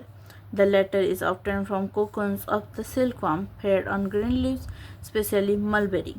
Rearing of silkworms for the production of silk fiber is known as sericulture. Cotton. India is believed to be the original home of the cotton plant. Cotton is one of the main raw materials for cotton textile industry. In 2017, India was the second largest producer of cotton after China. Cotton grows well in drier parts of the black cotton soil of the Deccan Plateau. It requires high temperature, light rainfall or irrigation to 210 frost-free days and bright sunshine for its growth. It is a kharif crop and requires 6 to 8 months to mature. Major cotton producing states are Maharashtra, Gujarat, Madhya Pradesh, Karnataka, Andhra Pradesh, Telangana, Tamil Nadu, Punjab, Haryana, and Uttar Pradesh. Jute. It is known as the golden fiber. Jute grows well on well-drained, fertile soils in the floodplains, where soils are renewed every year. High temperature is required during the time of growth. West Bengal, Bihar, Assam, Odisha, and Meghalaya are the major jute-producing states. It is used in making gunny bags, mats, ropes, yarn, carpets, and other artifacts. Due to its high cost, it is losing market to synthetic fibers and packing materials, particularly the nylon. Technological and institutional reforms. It was mentioned in the previous page that agriculture has been practiced in India for thousands of years. Sustained uses of land without compatible techno-institutional changes have hindered the pace of agricultural development. In spite of development of sources of irrigation, most of the farmers in large parts of the country still depend upon monsoon and natural fertility in order to carry on their agriculture. For a growing population, this poses a serious challenge. Agriculture, which provides livelihood for more than 60% of its population, needs some serious technical and institutional reforms. Thus, collectivization, consolidation of holdings, cooperation, and abolition of zamindari, etc., were given priority to bring about institutional reforms in the country after independence.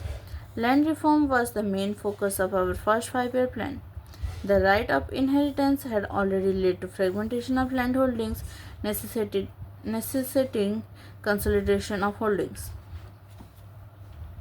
The law of land reforms were enacted, but the implementation was lacking or lukewarm.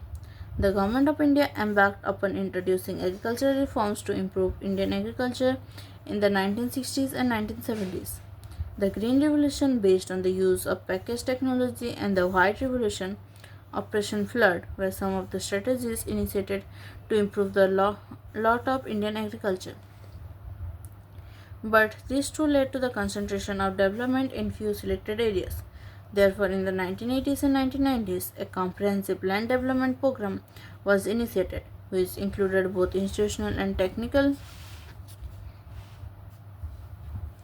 reforms,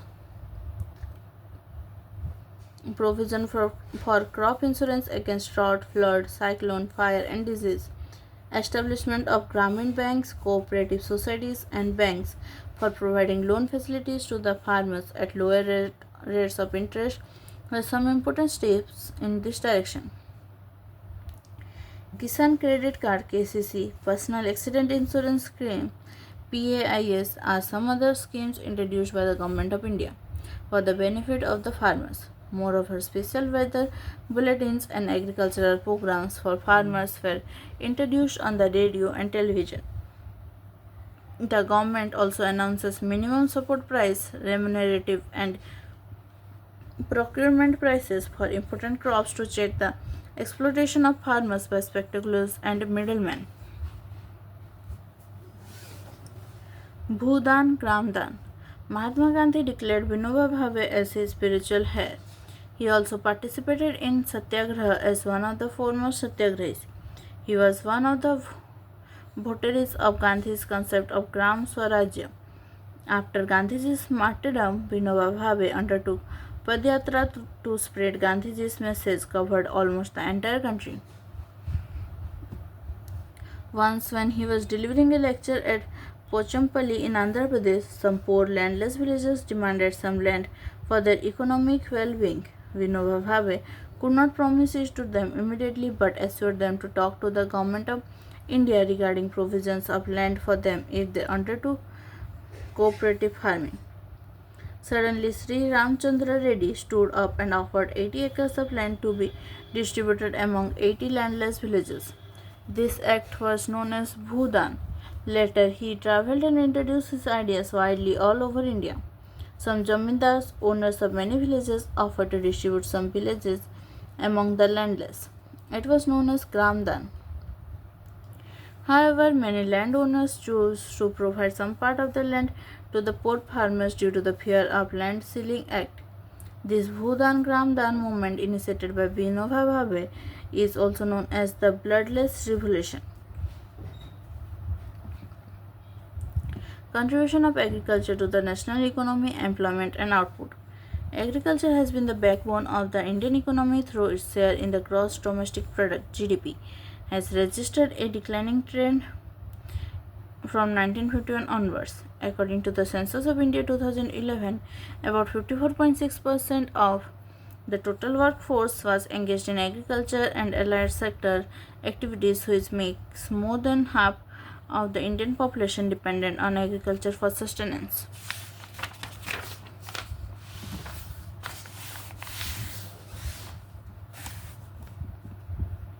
The declining share of agriculture in the GDP is the matter of serious concern because any decline and stagnation in agriculture will lead to a decline in other spheres of the economy, having wider implications for society.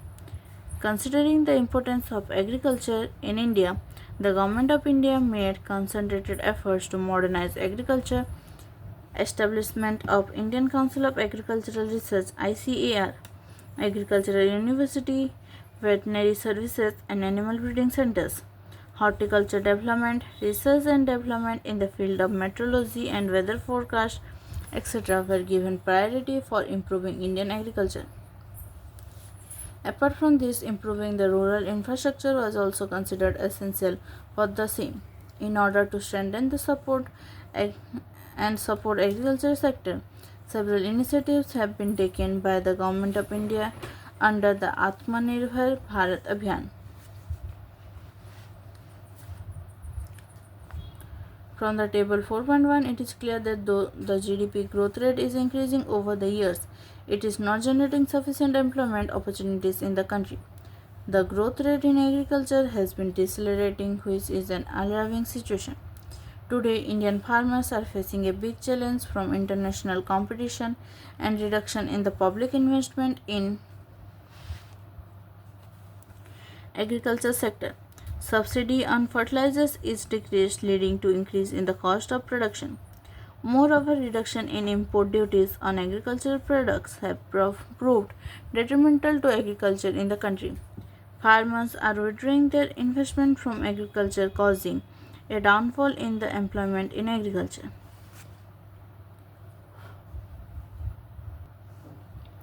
When farmers have been facing so many problems and land under agriculture is decreasing, can we think of alternative employment opportunities in agriculture sector?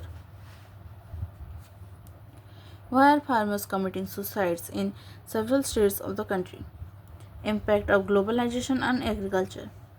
Globalization is not a new phenomenon, it was there at the time of colonization. In the 19th century, when European traders came to India at the time too, Indian spices were exported to different countries of the world and farmers of South India were encouraged to grow these crops. Till today, it is one of the important items of export from India. During the British period, cotton belts of India attracted the British and ultimately cotton was exported to Britain as a raw material for their textile industries. Cotton textile industry in Manchester and Liverpool flourished due to the availability of good quality cotton from India. You have read about the Champaran movement which started in 1917 in Bihar. This was started because farmers of that region were forced to grow indigo on their land because it was necessary for the textile industries which were located in Britain. They were unable to grow food grains to sustain their families. Under globalization, particularly after 1990, the farmers in India have been exposed to new challenges. Despite being an important producer of rice, cotton, rubber, tea, coffee, jute, and spices, our agricultural products are not able to compete with the developed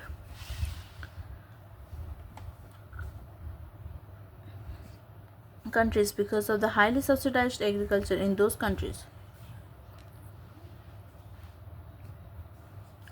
Today, Indian agriculture finds itself at the crossroads. To make agriculture successful and profitable, proper thrust should be given to the improvement of the condition of marginal and small farmers. The Green Revolution promised much, but today is under controversies. It is being alleged that it has caused land degradation due to overuse of chemicals, drying aquifers, and vanishing biodiversity. The key word today is gene revolution, which includes genetic engineering. Genetic engineering is recognized as a powerful supplement in inventing new hybrid varieties of seeds. Can you name any gene modified seed used vastly in India?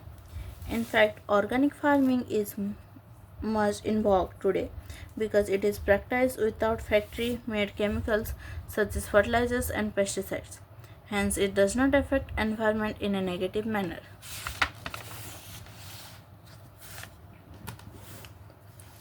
A few economists think that Indian farmers have a bleak future if they continue growing food grains on the holdings that grow smaller and smaller as the population rises. India's rural population is about 833 million 2011, which depends upon 250 million approximate hectares of agricultural land, an average of less than half a hectare per person. Indian farmers should diversify their cropping pattern from cereals to high value crops.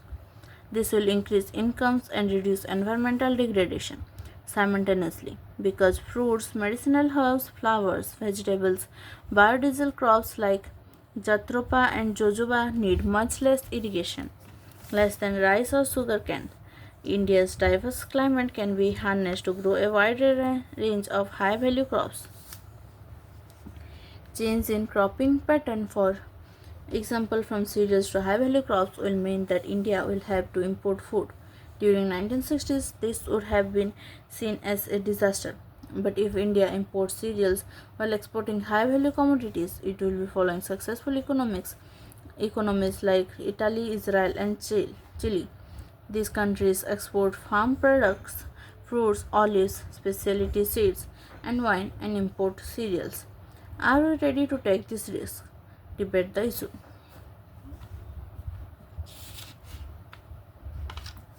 तो ये है इस chapter का exercise और इसी के साथ हमारा ये चैप्टर कंप्लीट होता है। तो आप अगर चैनल पर नए हैं तो चैनल को सब्सक्राइब कर दीजिए और नोटिफिकेशन आइकन पर क्लिक कर दीजिए ताकि आप सारे वीडियोस देख सकें। और अगर आपको वीडियो अच्छा लगे तो लाइक कर दीजिए, साथ ही अपने दोस्तों के साथ शेयर कीजिए ताकि उन्हें भी हेल्प हो सके। तो हमारा ये वीडियो यहीं तक था। Thank you, thanks for joining.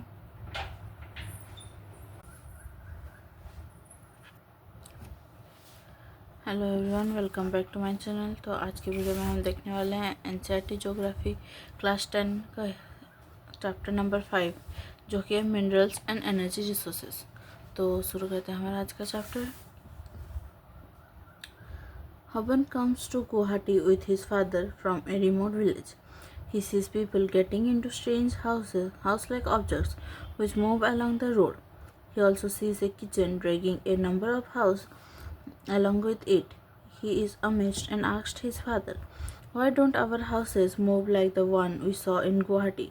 Ba, Ba replies, "These are not houses, they are buses and trains. Unlike our houses, these are not made of bricks and stones. Metal like iron and aluminum are used in making this. They do not move on their own. They are driven by an engine which needs energy to work. We use different things in our daily life made from metal. Can you list a number of items used in your house made of metals? Where do these metals come from?" You have studied that the Earth's crust is made up of different minerals embedded in the rocks. Various metals are extracted from these minerals after proper refinement. Minerals are an indispensable part of our lives. Almost everything we use, from a tiny pin to a towering building or a big ship, all are made from minerals. The railway lines and the tarmac paving of the roads. Our implements and machinery too are made from minerals. Cars, buses, trains, aeroplanes are manufactured from minerals and run on power resources derived from the earth. Even the food that we eat contains minerals. In all stages of development, human beings have used minerals for their livelihood, decoration, festivities, religious and ceremonial rites. A bright smile from toothpaste and minerals. Toothpaste cleans your teeth. Abrasive minerals like silica, limestone, aluminum oxide, and various phosphate minerals do the cleaning. Fluoride, which is used to reduce cavities, comes from a mineral fluoride. Most toothpastes are made white with titanium oxide, which comes from minerals called rutile, ilmenite, and anatase. The sparkle in some toothpaste come from mica. The toothbrush and tube containing the paste are made of plastics from petroleum. Find out where these minerals are found.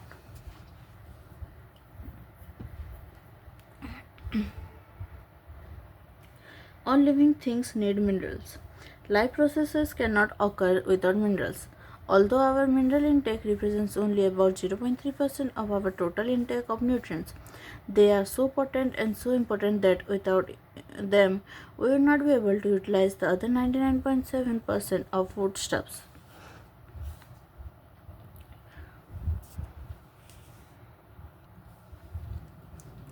What is a mineral? Geologists define mineral as a homogeneous, naturally occurring substance with a definable internal structure.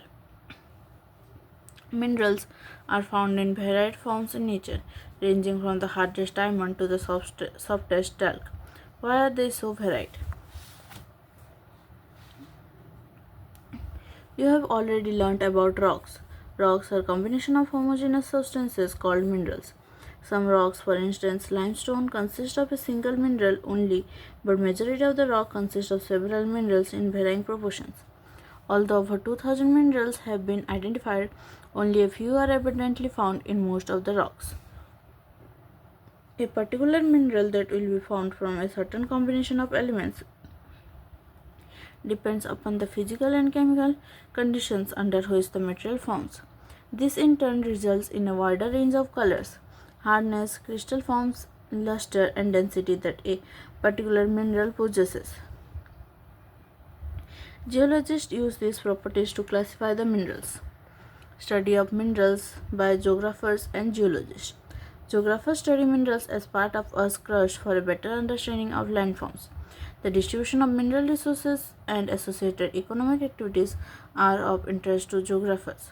A geologist, however, is interested in the formation of minerals, their age, and physical and chemical composition. However, for general and commercial purposes, minerals can be classified as under. Classification of minerals. Minerals: metallic, non-metallic, energy minerals. Metallic के अंदर में है ferrous containing iron, example iron और manganese, निकल, cobalt etcetera. Non-ferrous example copper, lead, tin, bauxite, etc. Precious example gold, silver, platinum, etc. Non-metallic example है mica, salt, potash, sulfur, granite, limestone, marble, sandstone, etc. Energy minerals coal, petroleum, natural gas. Mode of occurrence of minerals.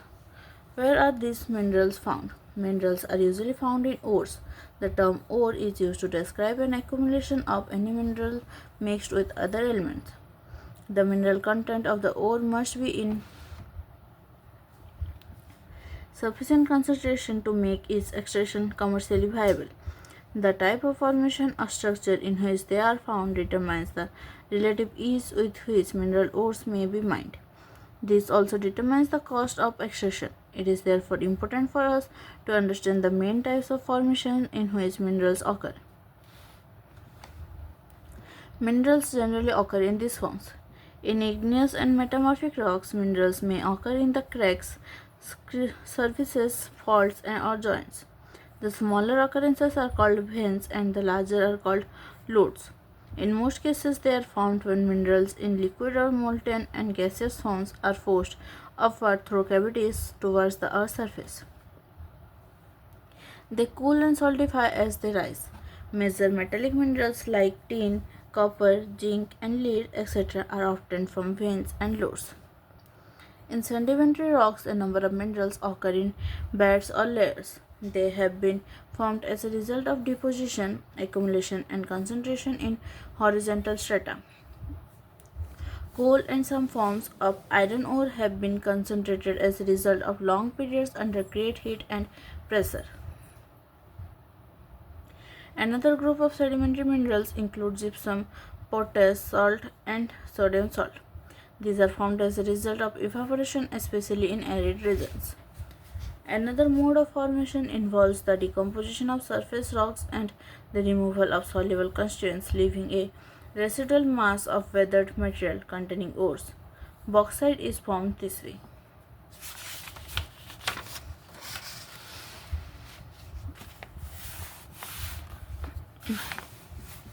Certain minerals may occur as alluvial deposits in sands of valley floors and the base of hills. These deposits are called placer deposits and generally contain minerals which are not corroded by water. Gold, silver, tin, and platinum are most important among such minerals. The ocean water contains vast quantities of minerals, but most of these are too widely diffused to be of economic significance. However, common salt, magnesium, and bromine are largely derived from ocean waters. The ocean beds too are rich in manganese nodules. Interesting fact: red hole mining. Do you know that most of the minerals in India are nationalized and their extraction is possible only after obtaining due permission from the government?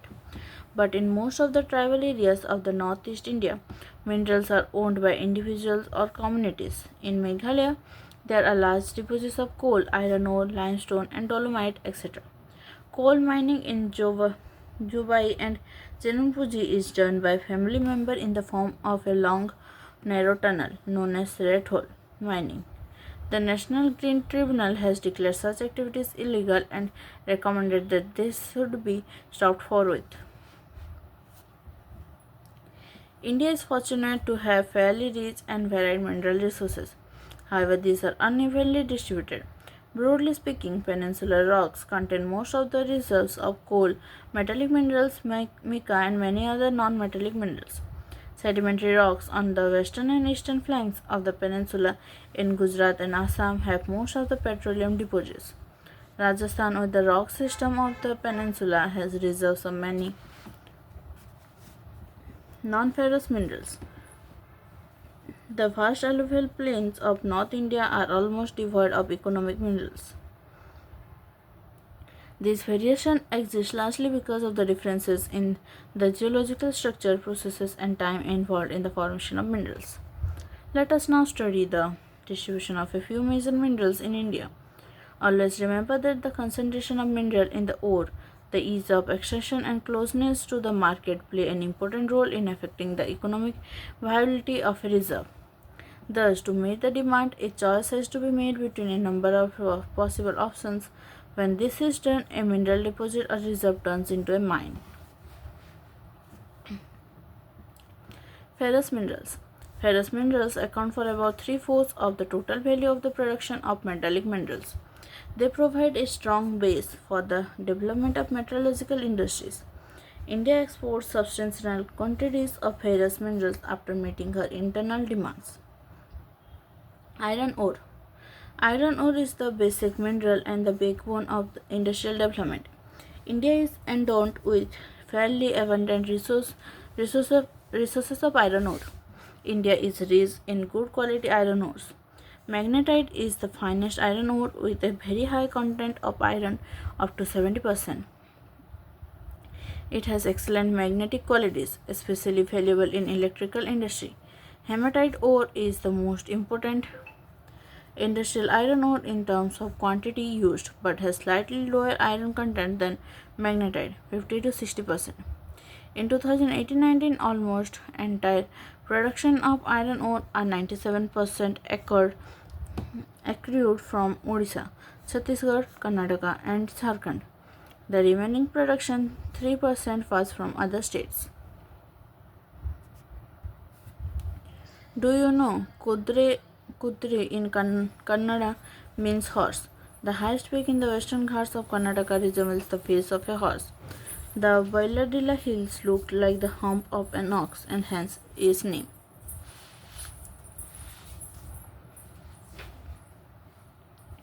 The major iron ore belts in India are Odisha's Jharkhand belt.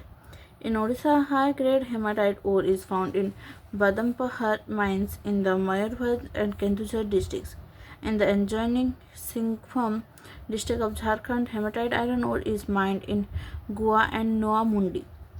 Durg Bastar Chandrapur belt lies in Chhattisgarh and Maharashtra.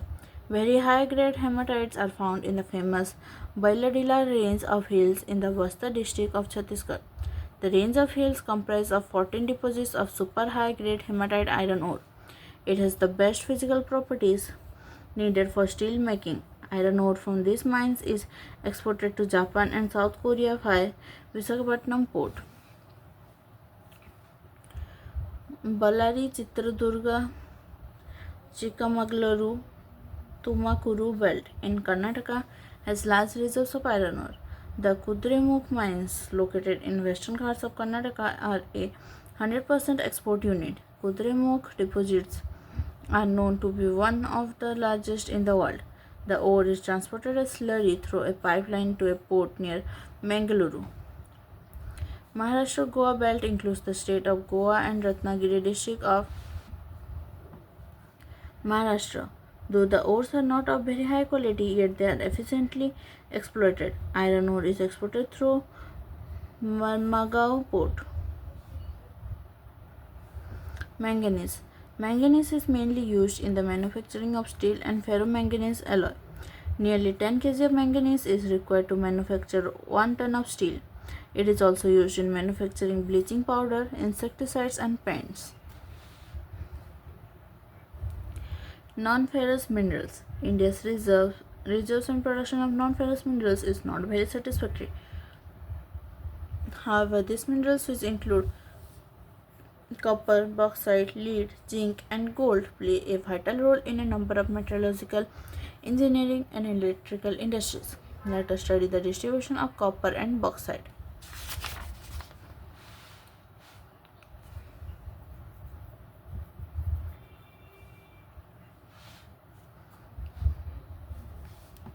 Copper. India is critically deficient in the reserve and production of copper. Being malleable, ductile, and a good conductor, copper is mainly used in electrical cables, electronics, and chemical industries. The Balaghat mines in Madhya Pradesh, Khetri mines in Rajasthan, and Singhbhum district of Jharkhand are leading producers of copper. Bauxite. Though several ores contain aluminium, it is from bauxite, a clay-like substance, that alumina and later aluminium is obtained. Bauxite deposits are formed by the decomposition of a wide variety of rocks rich in aluminum silicates. Aluminum is an important metal because it combines the strength of metals such as iron with extreme lightness and also with good conductivity and great malleability. India's bauxite deposits are mainly found in the Amarkantak Plateau, Maikal Hills, and the plateau region of Bilaspur, Katni. Odisha was the largest bauxite producing state in India in 2016-17. Panchpatmali deposits in Koraput district are the most important bauxite deposits in the state.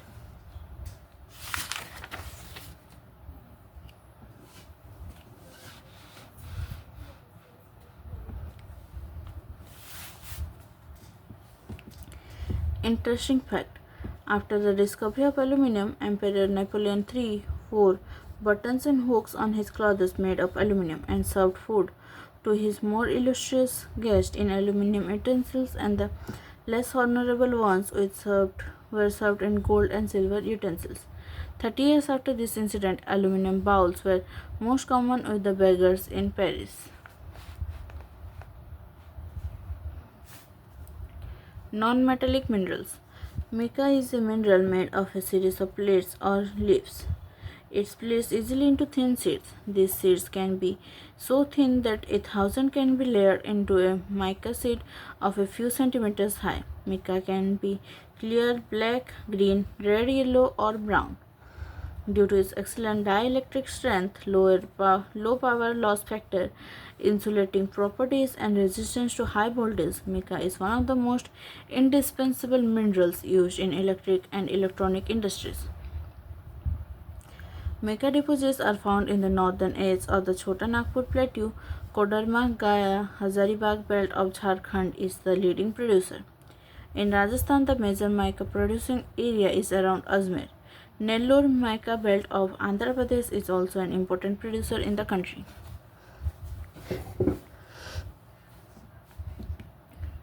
Hazards of mining. Have you ever wondered about the efforts the miners make in making life comfortable for you?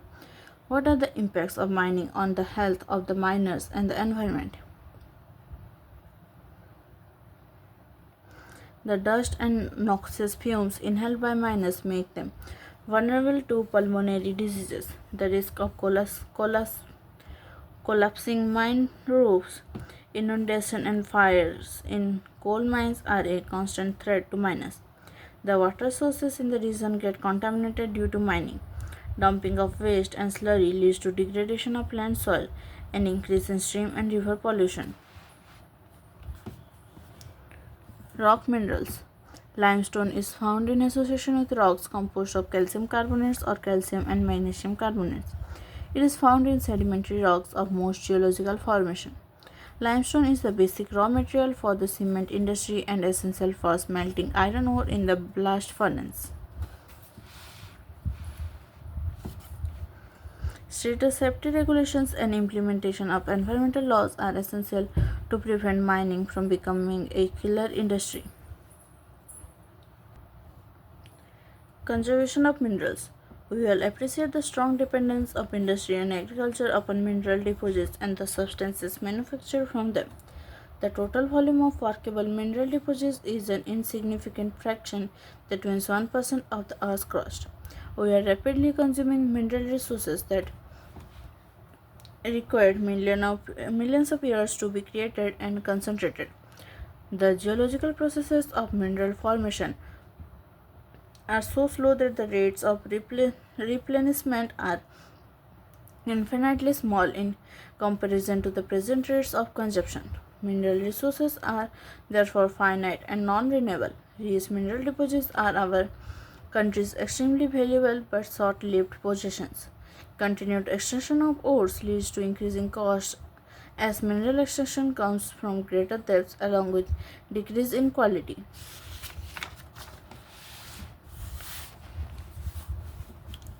A concentrated effort has to be made in order to use our mineral resources in a planned and sustainable manner. Improved technologies need to be constantly evolved to allow use of low-grade ores at low cost, recycling of metals, using scrap metals and other substitutes are steps in conserving our mineral resources for the future.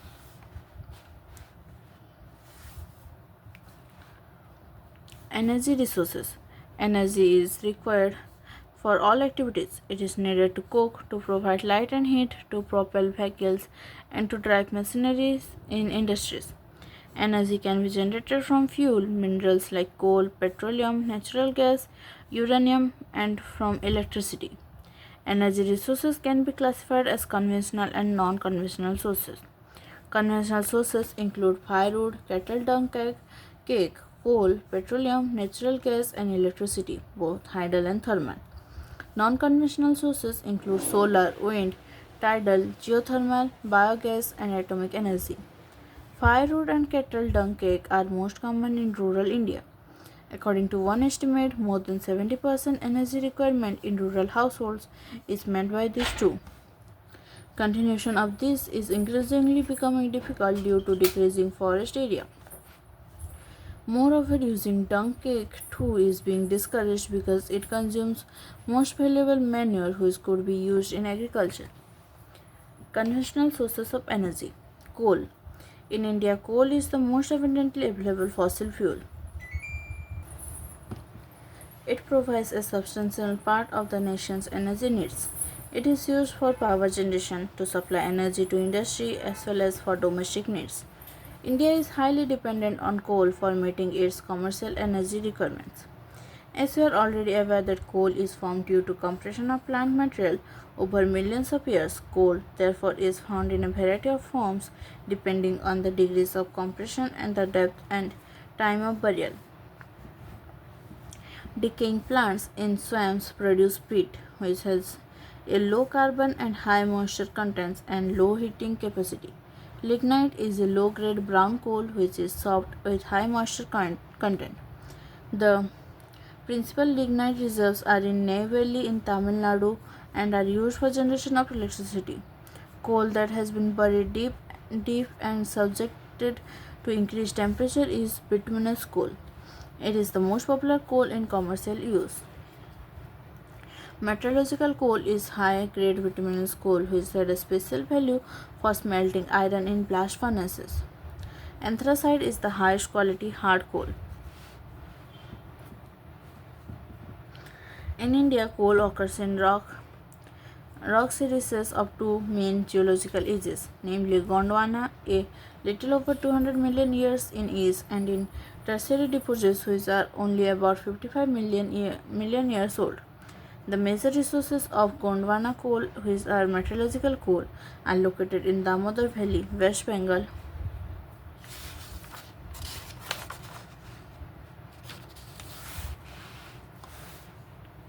Jharkhand, Jharia, Raniganj, Bokaro are important coal fields. The Godavari, Mahanadi, Son, and Vardha valleys also contain coal deposits. Tertiary coal occur in the northeastern states of Meghalaya, Assam, Arunachal Pradesh, and Nagaland. Remember, coal is a bulky material which loses weight on use as it is reduced to ash. Hence, heavy industries and thermal power stations are located on or near the coal fields. Petroleum. Petroleum or mineral oil is the next major energy source in India after coal. It provides fuel for heat and lighting, lubricants for machinery, and raw materials for a number of manufacturing industries. Petroleum refineries act as a nodal industry for synthetic textile, fertilizer, and numerous chemical industries. Most of the petroleum occurrences in India are associated with anticlines and fault traps in the rock formations of the Tertiary age. In regions of folding, anticlines or domes, it occurs where oil is trapped in the crest of the fold. The oil-bearing layer is a porous limestone or sandstone through which oil may flow. The oil is prevented from rising or sinking by intervening non-porous layers. Petroleum is also found in fault traps between porous and non-porous rocks. Gas being lighter usually occurs above the oil. Bombay High, Gujarat, and Assam are major petroleum production areas in India. From the map, look at the three major offshore fields of western India. Ankleshwar is the most important field of Gujarat. Assam is the oldest oil producing state of India. Digboy, Naharkatia, and Moran Hugrizan are the important oil fields in the state. Natural gas. Natural gas is found with petroleum deposits and is released when crude oil is brought to the surface. It can be used as a domestic and industrial fuel. It is used as fuel in power sector to generate electricity, for heating purpose in industries, as raw material in chemical, petrochemical, and fertilizer industries, as transport fuel, and as cooking fuel. With the expansion of gas infrastructure and local city gas distribution (COD) networks, natural gas is also emerging as a preferred transport fuel (CNG) and cooking fuel (PNG) at homes. India's major gas reserves are found in the Bombay High and allied fields along the west coast, which are supplemented by finds in the Cambay Basin. Along the east coast, new reserves of natural gas have been discovered in the Krishna Godavari Basin. The first 1700 km long Hazira Vijaypur Jagdishpur HVJ cross country gas pipeline, constructed by GAIL India, linked Mumbai High and basin gas fields with various fertilizer, power, and industrial complexes in western and northern India.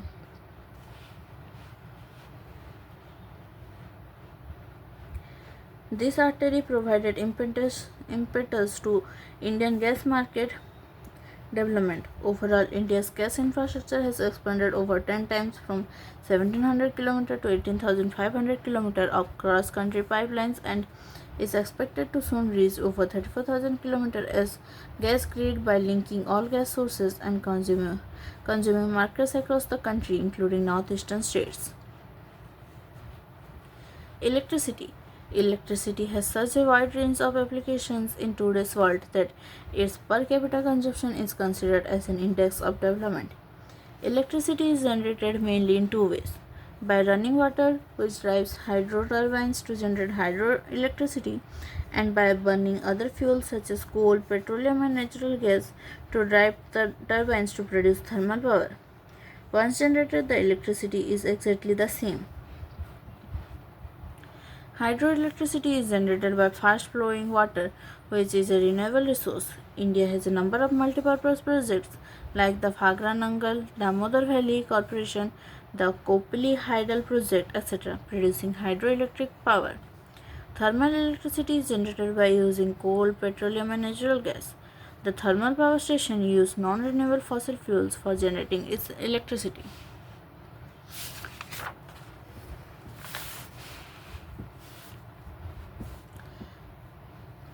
Collect information about thermal or hydel power plants located in your state. Show them on the map of India. Non-conventional sources of energy. The growing consumption of energy has resulted in the country becoming increasingly dependent on fossil fuels such as coal, oil, and gas. Rising prices of oil and gas and their potential shortages have raised uncertainties about the security of energy supply in future, which in turn has serious repercussions on the growth of the national economy. Moreover, increasing use of fossil fuels also causes serious environmental problems. Hence, there is a pressing need to use renewable energy sources like solar energy, wind, tide, biomass, and energy from waste material. These are called non-conventional energy sources. India is blessed with an abundance of sunlight, water, wind, and biomass. It has the largest programs for the development of these renewable energy sources. Nuclear or atomic energy. It is obtained by altering the structure of atoms. When such an alteration is made, much energy is released in the form of heat, and this is used to generate electric power.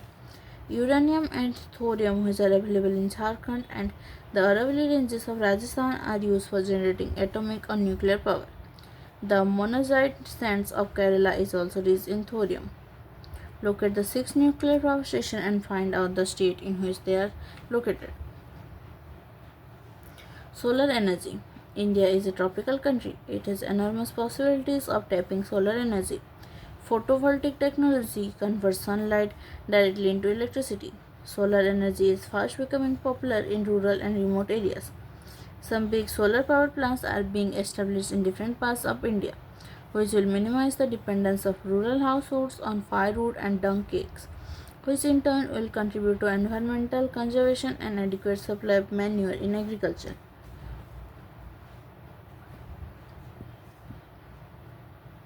Wind power. India has great potential of wind power. The largest wind farm cluster is located in Tamil Nadu from Nagarcoil to Madurai. Apart from this, Andhra Pradesh, Karnataka, Gujarat, Kerala, Maharashtra and Lakshadweep have important wind farms. Nagarcoil and Jaisalmer are well known for effective use of wind energy in the country. Biogas. Shrubs, farm waste, animal and human waste are used to produce biogas for domestic consumption in rural areas. Decomposition of organic matter yields gas, which has higher thermal efficiency in comparison to kerosene, dung cake, and charcoal. Biogas plants are set up at municipal, cooperative, and individual levels. The plants use cattle dung are known as gobar gas plants in rural India. This provides twin benefits to the farmer in the form of energy and improved quality of manure. Biogas is by far the most efficient use of cattle dung. It improves the quality of manure and also prevents the loss of trees and manure due to burning of fuel wood and cow dung cakes.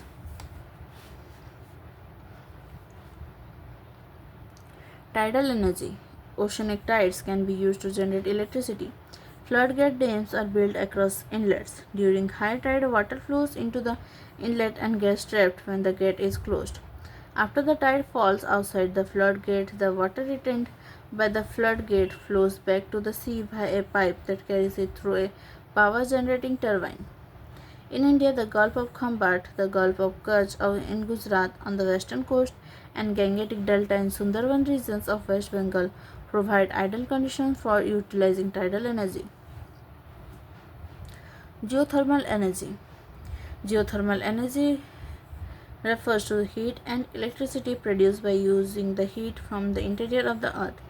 Geothermal energy exists because the earth grows progressively hotter with increasing depth. Where the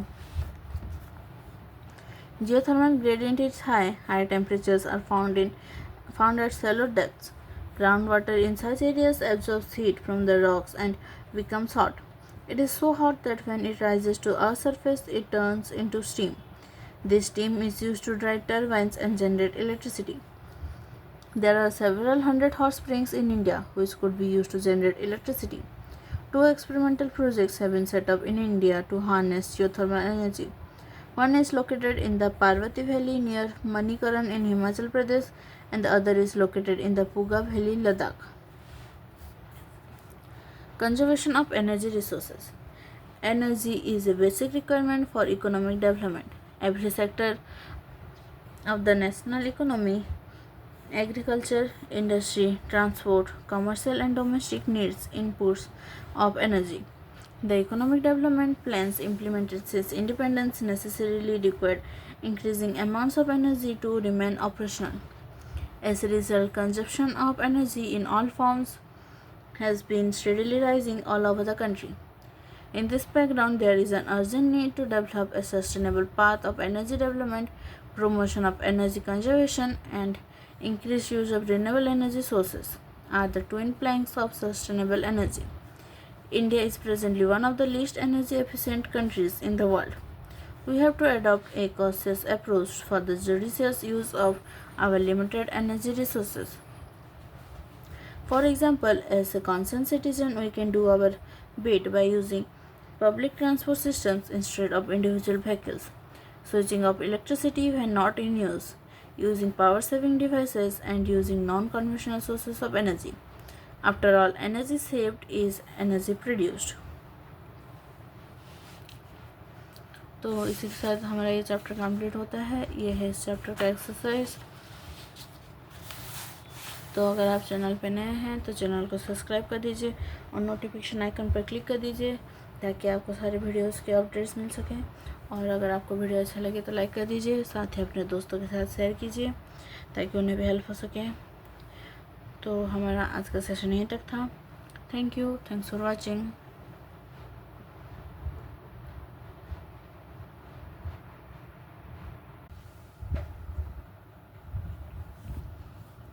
hello everyone, welcome back to my channel. तो आज के video में हम देखने वाले हैं NCERT class 10 geography, जिसमें आज हम देखेंगे चैप्टर 6 जो कि है मैन्युफैक्चरिंग इंडस्ट्रीज। तो शुरू करते हैं हमारा आज का chapter. On the occasion of Diwali, Harish went to a market with his parents. They purchased shoes and clothes for him. His mother purchased utensils, sugar, tea, and diyas, earthen lamps. Harish observed that the shops in the market were flooded with items for sale. He wondered how so many items could be made in such large quantities. His father explained that shoes, clothes, sugar, etc. are manufactured by machines in large industries. Some utensils are manufactured in small industries, while items like diyas are made by individual artisans in household industry. Do you have some ideas about these industries? Production of goods in large quantities after processing from raw material to more valuable products is called manufacturing. Do you know that paper is manufactured from wood, sugar from sugarcane, iron and steel from iron ore, and aluminum from bauxite? Do you also know that some types of clothes are manufactured from yarn, which itself is an industrial product? People employed in the secondary activities manufacture the primary materials into finished goods. The workers employed in steel factories, car, breweries, textile industries, bakeries, etc. fall into this category. Some people are employed in providing services. In this chapter, we are mainly concerned with manufacturing industries which fall in the secondary sector. The economic strength of a country is measured by the development of manufacturing industries. Importance of manufacturing. Manufacturing sector is considered the backbone of development in general and economic development in particular, mainly because manufacturing industries not only help in modernizing agriculture, which forms the backbone of our economy, they also reduce the heavy dependence of people on agricultural income by providing them jobs in secondary and tertiary sectors. Industrial development is a precondition for eradication of unemployment and poverty from our country. This was the main philosophy behind public sector industries and joint sector ventures in India. It was also aimed at bringing down regional disparities by establishing industries in tribal and backward areas. Export of manufactured goods expands trade and commerce and brings in much needed foreign exchange. Countries that transform their raw materials into a wide variety of finished goods of higher value are prosperous.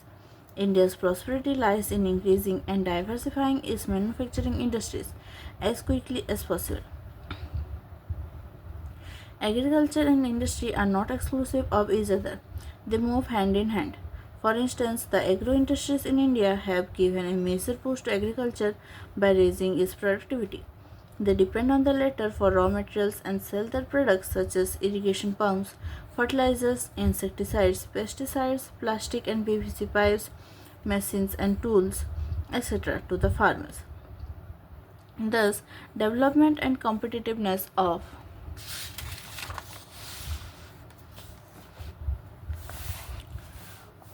manufacturing industry has not only assisted agriculturists in increasing their production but also made the production processes very efficient. In the present day world of globalization, our industry needs to be more efficient and competitive. Self-sufficiency alone is not enough. Our manufactured goods must be at par in quality with those in the international market. Only then will we be able to compete in the international market. Contribution of industry in national economy. Over the last 2 decades, the share of manufacturing sector has stagnated at 17% of GDP, out of a total of 27% for the industry, which includes 10% for mining, quarrying, electricity and gas. This is much lower in comparison to some East Asian economies, where it is 25 to 35%. The trend of growth rate in manufacturing over last decade has been around 7% per annum. The desired growth rate over the next decade is 12%. Since 2003, manufacturing is once again growing at the rate of 9 to 10% per annum. With appropriate policy interventions by the government and renewed efforts by the industry to improve productivity, economists predict that manufacturing can achieve its target over the next decade. The National Manufacturing Competitiveness Council has been set up with this objective. Industrial location. Industrial locations are complex in nature. These are influenced by availability of raw material, labor, capital, power and market, etc. It is rarely possible to find all these factors available at one place. Consequently, manufacturing activity tends to locate at the most appropriate place where all the factors of industrial location are either available or can be arranged at lower cost. After an industrial activity starts, urbanization follows. Sometimes industries are located in or near the cities. Thus, industrialization and urbanization go hand in hand. Cities provide markets and also provide services such as banking, insurance, transport, labor, consultants, and financial advice, etc. to the industry. Many industries tend to come together to make use of the advantages offered by the urban centers known as agglomeration economies. Gradually, a large industrial agglomeration takes place. In the pre-independence period, most manufacturing units were located in places from the point of view of overseas trade, such as Mumbai, Kolkata, Chennai, etc. Consequently, there emerged certain pockets of industrially developed urban centers surrounded by a huge agricultural rural hinterland. The key to decision of factory location is the least cost. Government policies and specialized labor also influence the location of industry. Classification of industry lists the various manufactured products you use in your daily life, such as transistor, electric bulbs, vegetable oil, cement, glassware, petrol, matches, scooters, automobiles, medicines, and so on. If we classify the various industries based on a particular criterion, then we would be able to understand their manufacturing better. Industries may be classified as follows on the basis of source of raw materials used: agro based, cotton, woolen, jute, silk, textile, rubber and sugar, tea, coffee, edible oil; mineral based, iron and steel, cement, aluminum, machine tools, petrochemicals. According to their main role, basic or key industries are those who supply their products as raw materials to manufacture other goods. Example: iron and steel and copper smelting, aluminum smelting. Consumer industries that produce goods for direct use by consumers: sugar, toothpaste, paper, sewing machines, fans, etc. On the basis of capital investment, a small scale industry is defined with reference to the maximum investment allowed on the assets of a unit. This limit has changed over a period of time. At present, the maximum investment allowed is Rs 1 crore. On the basis of ownership, public sector owned and operated by government agencies, sale, etc.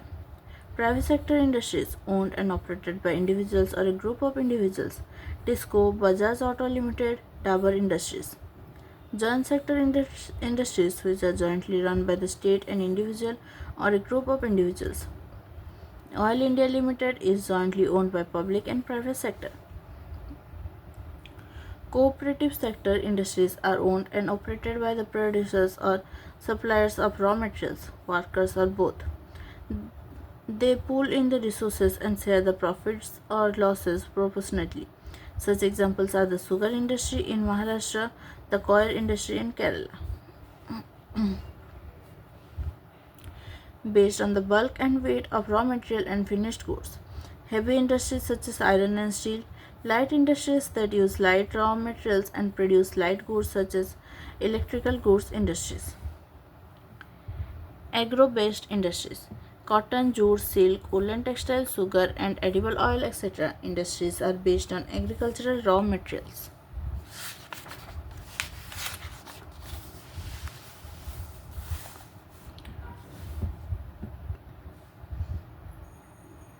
Textile industry.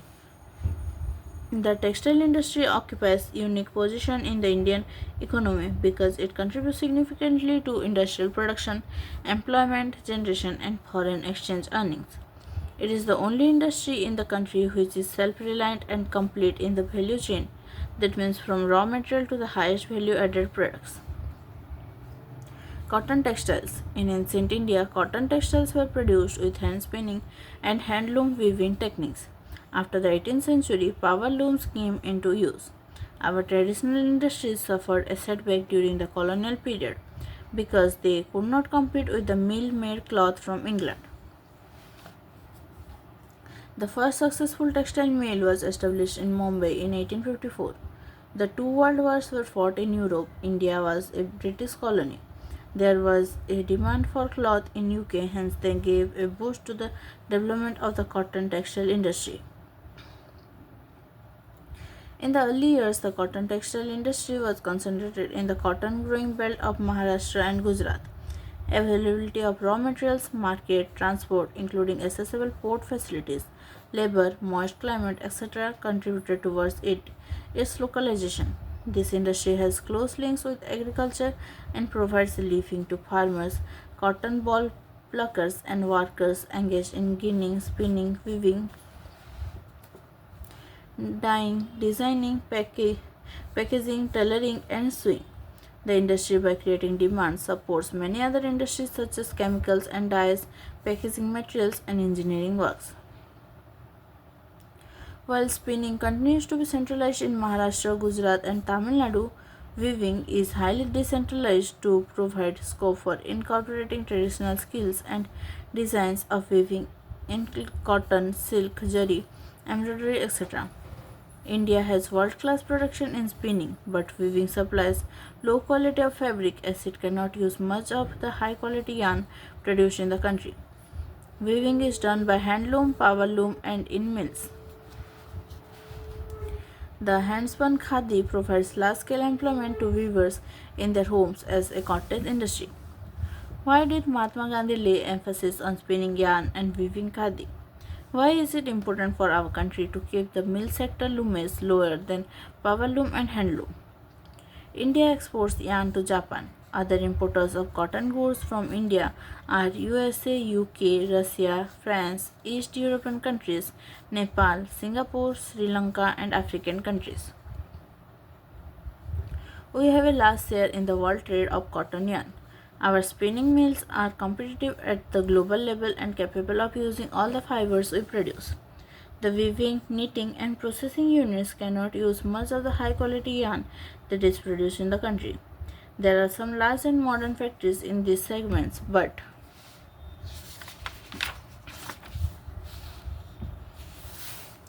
most of the production is in fragmented small units which cater to the local market. The mismatch is a major drawback for the industry. As a result, many of our spinners export cotton yarn while apparel or garment manufacturers have to import fabric. Suppose that yarn is sold at Rs 85 per kg. If it is sold as a trouser, it fetches Rs 800 per kg. Value is added at every stage from fiber to yarn to fabric and to garment.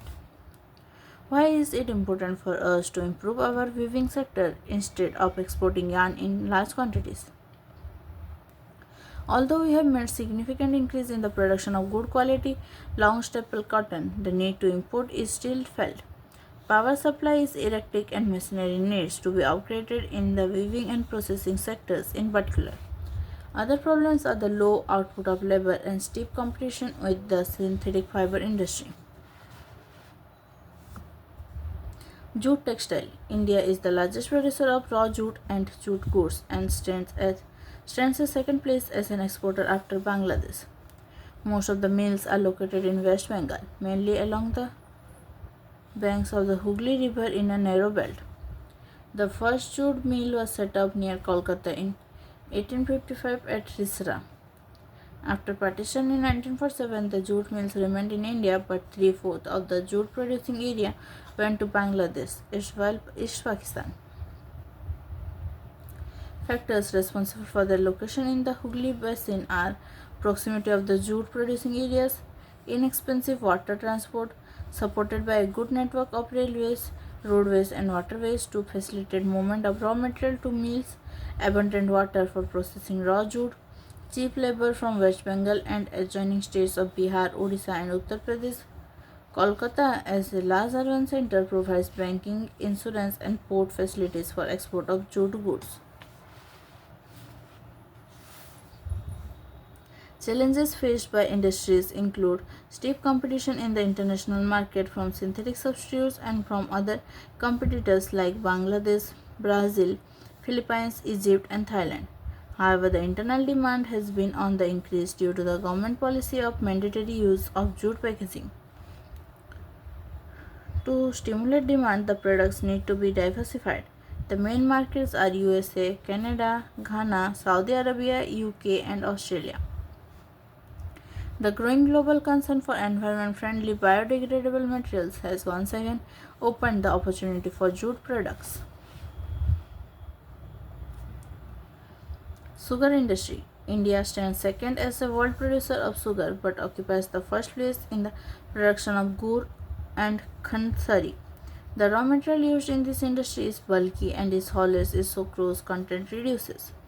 The mills are located in Uttar Pradesh, Bihar, Maharashtra, Karnataka, Tamil Nadu, Andhra Pradesh, Gujarat, Punjab, Haryana, and Madhya Pradesh.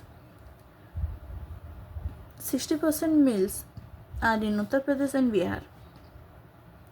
This industry is seasonal in nature, so it is ideally suited to the cooperative sector. Can you explain why this is so?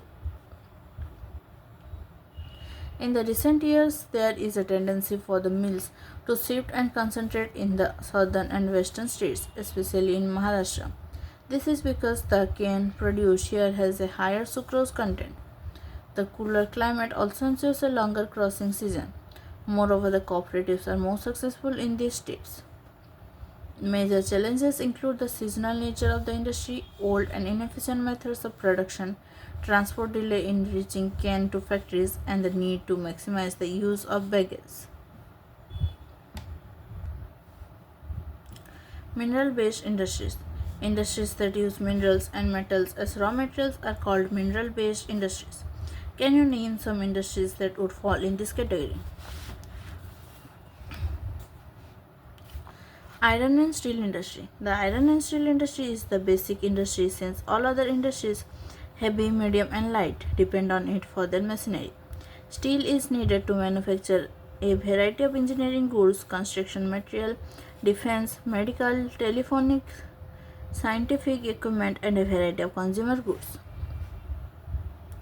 Production and consumption of steel is often regarded as the index of a country's development. Iron and steel is a heavy industry because all the raw materials as well as finished goods are heavy and bulky, entailing heavy transportation cost. Iron ore, coking coal, and limestone are required in the ratio of approximately 4:2:1. Some quantities of manganese are also required to harden the steel. Where should the steel plants be ideally located? Remember that the finished products also need an efficient transport network for the distribution to the markets and consumers.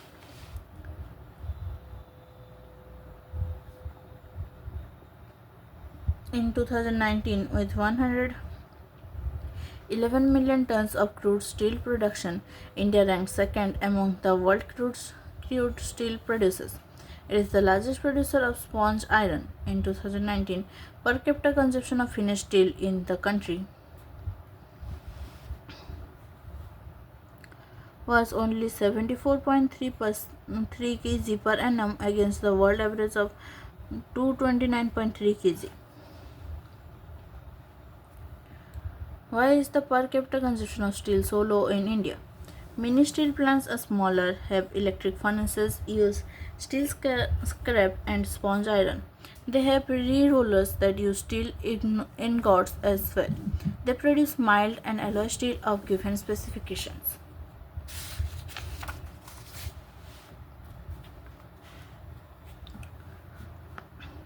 An integrated steel plant is large, handles everything in one complex, from putting together raw material to steel making, rolling, and shaping. Most of the public sector undertakings may market their steel through Steel Authority of India Limited. In the 1950s, China and India produced almost the same quantity of steel. Today, China is the largest producer of steel. China is also the world's largest consumer of steel. Chota Nagpur Plateau region has the maximum concentration of iron and steel industries. It is largely because of the relative advantages this region has for the development of this industry. These include low cost of iron ore, high grade raw materials in proximity, cheap labor, and vast growth potential in the home market. Though India is an important iron and steel producing country in the world, yet we are not able to perform to our full potential largely due to high cost and limited availability of coking coal, lower productivity of labor, irregular supply of energy, and poor infrastructure. We also import good quality steel from other countries. However, the overall production of steel is sufficient to meet our domestic demand. Liberalization and foreign direct investment have given a boost to the industry with the efforts to private entrepreneurs. There is a need to allocate resources for research and development to produce steel more competitively. Aluminum smelting. Aluminum smelting is the second most important metallurgical industry in India. It is light, resistant to corrosion, a good conductor of heat, malleable, and becomes strong when it is mixed with other metals. It is used to manufacture aircraft, utensils, and wires. It has gained popularity as a substitute of steel, copper, zinc, and lead in a number of industries.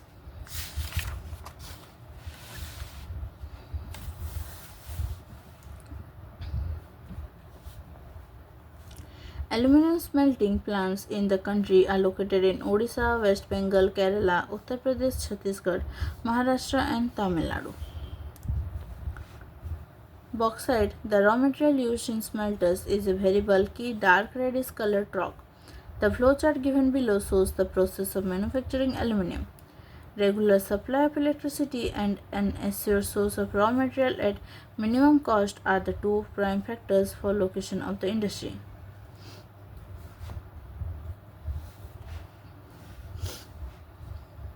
Chemical industries. The chemical industry in India is fast growing and diversifying. It comprises both large and small scale manufacturing units. Rapid growth has been recorded in both inorganic and organic sectors. Inorganic chemicals include sulfuric acid used to manufacture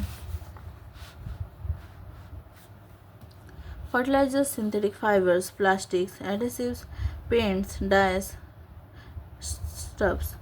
Nitric acid, alkalis, soda ash used to make glass, soaps, and detergents, paper, and caustic soda. These industries are widely spread over the country. Why do you think it is so? Organic chemicals include petrochemicals, which are used for manufacturing of synthetic fibers, synthetic rubber, plastics, dyestuffs, drugs, and pharmaceuticals. Organic chemical plants are located near oil refineries or petrochemical plants. The chemical industry is its own largest consumer. Basic chemicals undergo processing to further produce other chemicals that are used for industrial application, agriculture, or directly for consumer markets. Make a list of the products you are aware of.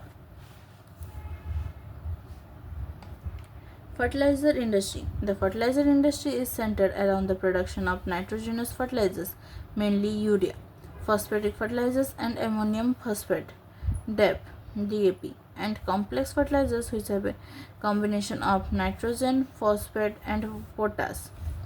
The third, that means potash, is entirely imported as the country does not have any reserves of commercially usable potash or potassium compounds in any form.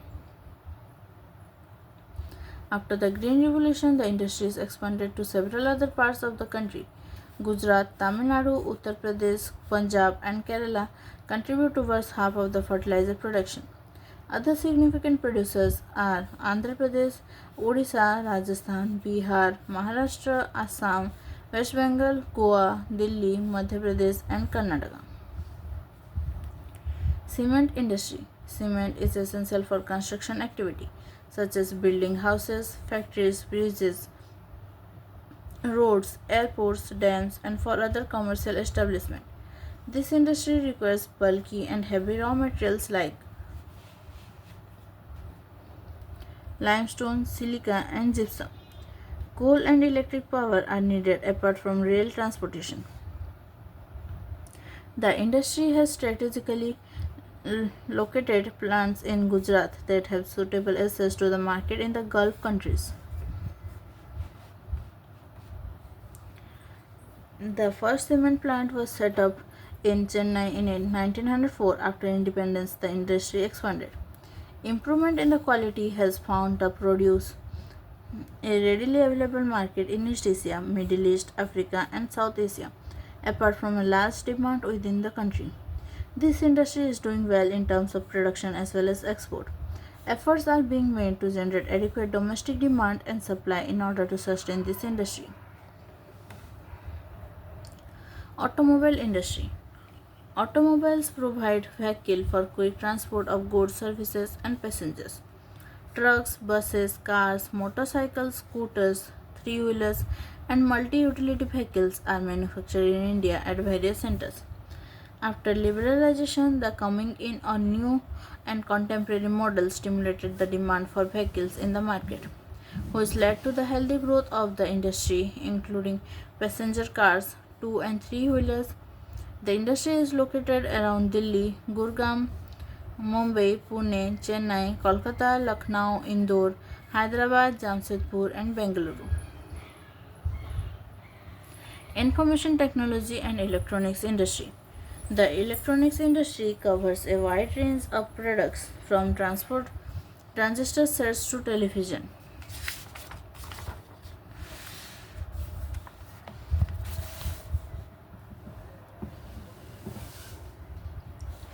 telephones, cellular telecom, telephone exchange, radars, computers, and many other equipments required by the telecommunication industry.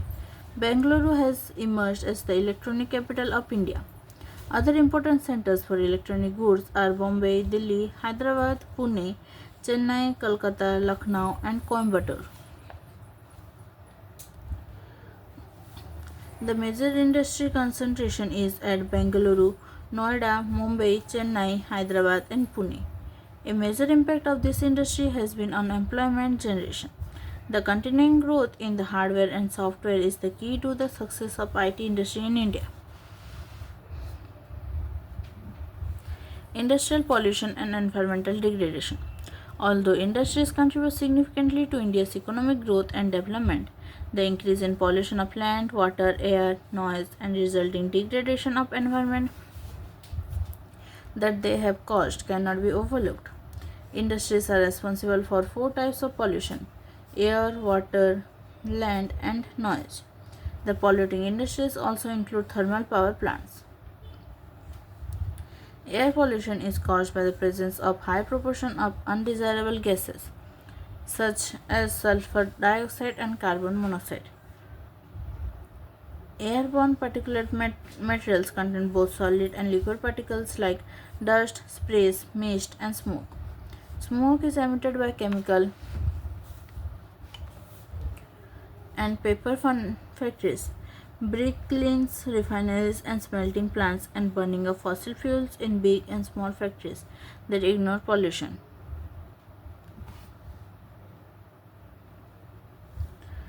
Pollution norms. Toxic gas leaks can be very hazardous with long-term effects. Are you aware of the Bhopal gas tragedy that occurred? Air pollution adversely affects human health, animals, plants, buildings, and the atmosphere as a whole.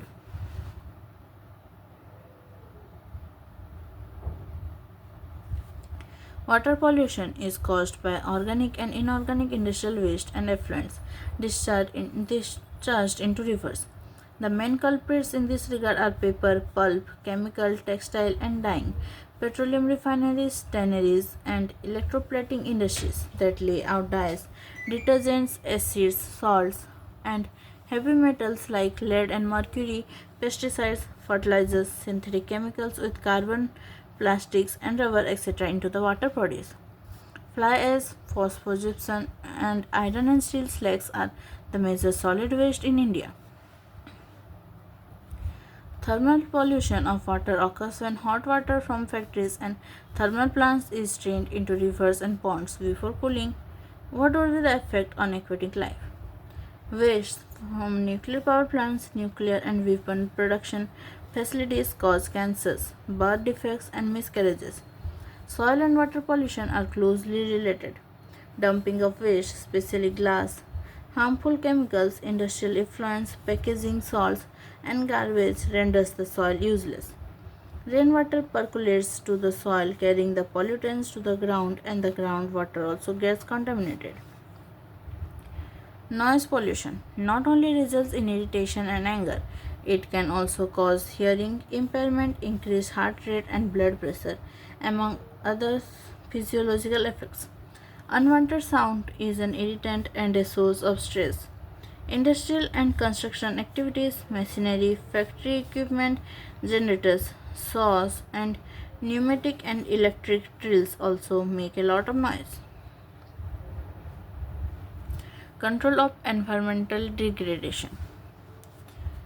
Every liter of wastewater discharged by our industry pollutes 8 times the quantity of fresh water. How can the industrial pollution of fresh water be reduced? Some suggestions are minimizing use of water for processing by reusing and recycling it in 2 or more successive stages. Harvesting of rainwater to meet water requirement. Treating hot water and effluents before releasing them in rivers and ponds. Treatment of industrial effluents can be done in 3 phases. Primary treatment by mechanical means. This involves cleaning, grinding, flocculations, and sedimentation. Secondary treatment by biological process. Tertiary treatment by biological, chemical, and physical processes. This involves recycling of wastewater. Overdrawing of groundwater reserves by industries where there is a threat to groundwater resources also need to be regulated legally. Particulate matter in the air can be reduced by fitting smokestacks to factories with electrostatic precipitators, fabric filters, scrubbers, and inertial separators. Smoke can be reduced by using oil or gas instead of coal in factories. Machinery and equipment can be used and generators could be fitted with silencers. Almost all machinery can be redesigned to increase energy efficiency and reduce noise. Noise absorbing material may be used apart from personal use of earplugs and earphones. The challenge of sustainable development requires integration of economic development with environmental concerns. NTPC shows the way. NTPC is a major power providing corporation in India. It has ISO certification for EMS Environmental Management System 14001. The corporation has a proactive approach for preserving the natural environment and resources like water, oil and gas and fuels in places where it is setting up power plants. This has been possible through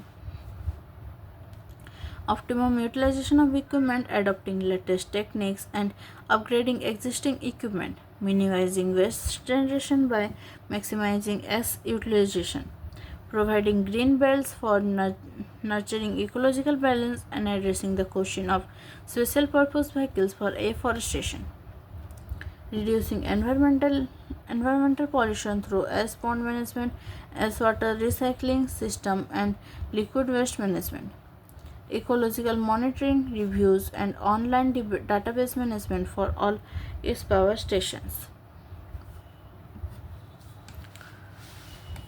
तो ये है इस chapter का exercise और इसी के साथ हमारा आज का चैप्टर कंप्लीट हो गया है। तो अगर आप चैनल पर नए हैं तो चैनल को सब्सक्राइब कर दीजिए और नोटिफिकेशन आइकन पर क्लिक कर दीजिए ताकि आपको सारे वीडियोस के अपडेट्स मिल सके। और अगर आपको वीडियो अच्छा लगे तो लाइक कर दीजिए, साथ ही अपने दोस्तों के साथ शेयर कीजिए ताकि उन्हें भी हेल्प हो सके। तो हमारा आज का ये सेशन यहीं तक था। Thank you, thanks for watching.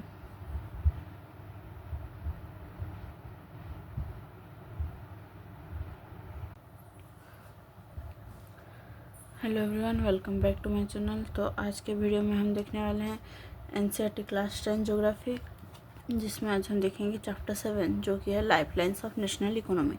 तो शुरू करते हैं हमारा आज का chapter. We use different materials and services in our daily life. Some of these are available in our immediate surroundings, while other requirements are met by bringing things from other places.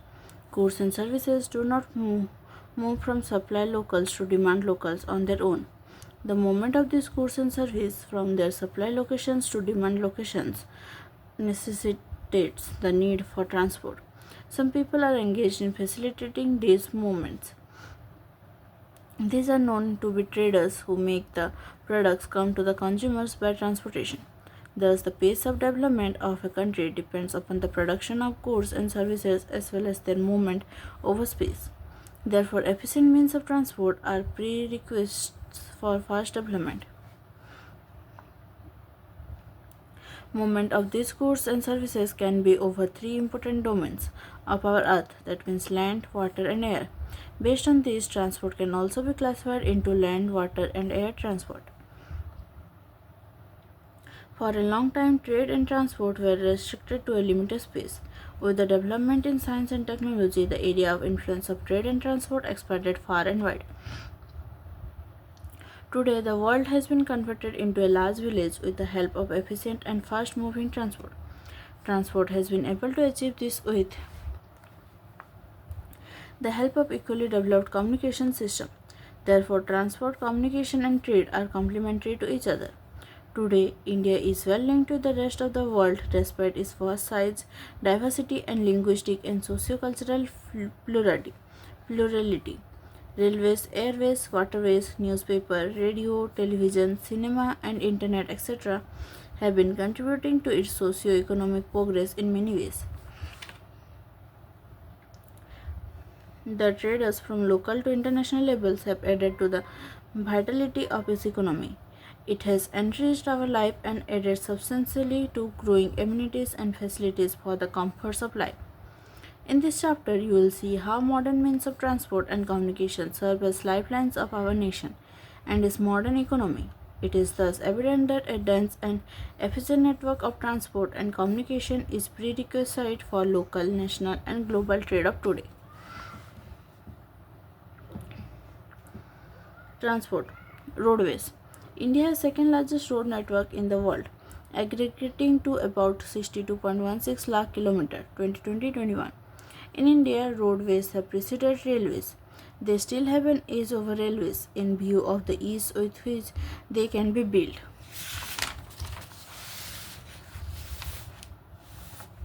and maintained. The growing importance of road transport vis-a-vis rail transport is rooted in the following reasons. First, construction cost of roads is much lower than that of railway lines. Second, roads can be traversed comparatively more dissected and undulating topography. Third, roads can negotiate higher gradients of slope and as such can traverse mountains such as the Himalayas. Fourth, road transport is economically in transportation of few persons and relatively smaller amounts of goods over short distances. Fifth, it also provides door-to-door service, thus the cost of loading and unloading is much lower. Sixth, road transport is also used as a feeder to other modes of transport such as they provide a link between railway stations, air and seaports.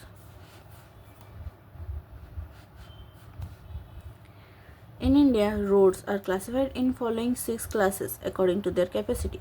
Look at the map of the national highways and find out about the significant role played by these roads. Golden Quadrilateral Superhighways. The government has launched a major road development project linking Delhi, Kolkata, Chennai, Mumbai, and Delhi by 6-lane superhighways. The north-south corridors linking Srinagar, Jammu and Kashmir, and Kanyakumari, Tamil Nadu, and east-west corridor connecting Silchar, Assam, and Porbandar, Gujarat, are part of this project. The major objective of these superhighways is to reduce the time and distance between the megacities of India.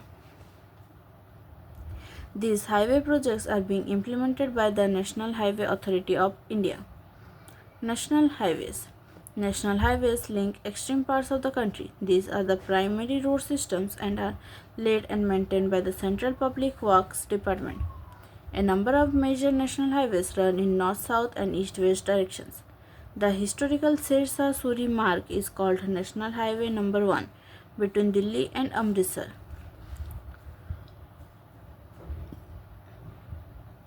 State highways. Roads linking a state capital with different district headquarters are known as state highways.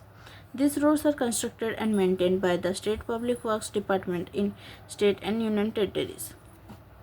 District roads. These roads connect the district headquarters with other places of the district. These roads are maintained by the Jilla Parishad. Other roads. Rural roads which link rural areas and villages with towns are classified under this category. These roads received special impetus under the Pradhan Mantri Gramin Sadak Yojana. Under this scheme, special provisions are made so that every village in the country is linked to a major town in the country by an all-season motorable road. Border roads. Apart from this, Border Roads Organization, a Government of India undertaking, constructs and maintains roads in the bordering areas of the country. The organization was established in 1960 for the development of the roads of strategic importance in the northern and northeastern border areas. These roads have improved accessibility in areas of difficult terrain and have helped in the economic development of this area.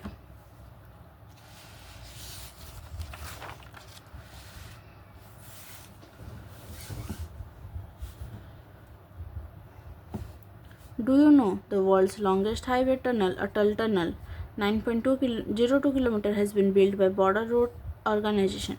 This tunnel connects Manali to Lahore Spiti Valley throughout the year. Earlier, the valley was cut off for about 6 months each year owing to heavy snowfall. The tunnel is built with ultra-modern specifications in the Pir Panjal range of Himalayas at an altitude of 3000 meters from the mean sea level. Roads can also be classified on the basis of the type of material used for their construction, such as metalled and unmetalled roads. Metalled roads may be made of cement, concrete, or even bitumen of coal, therefore, and narrow. However, in recent years, fast development of road network has taken place in different parts of the country. Railways.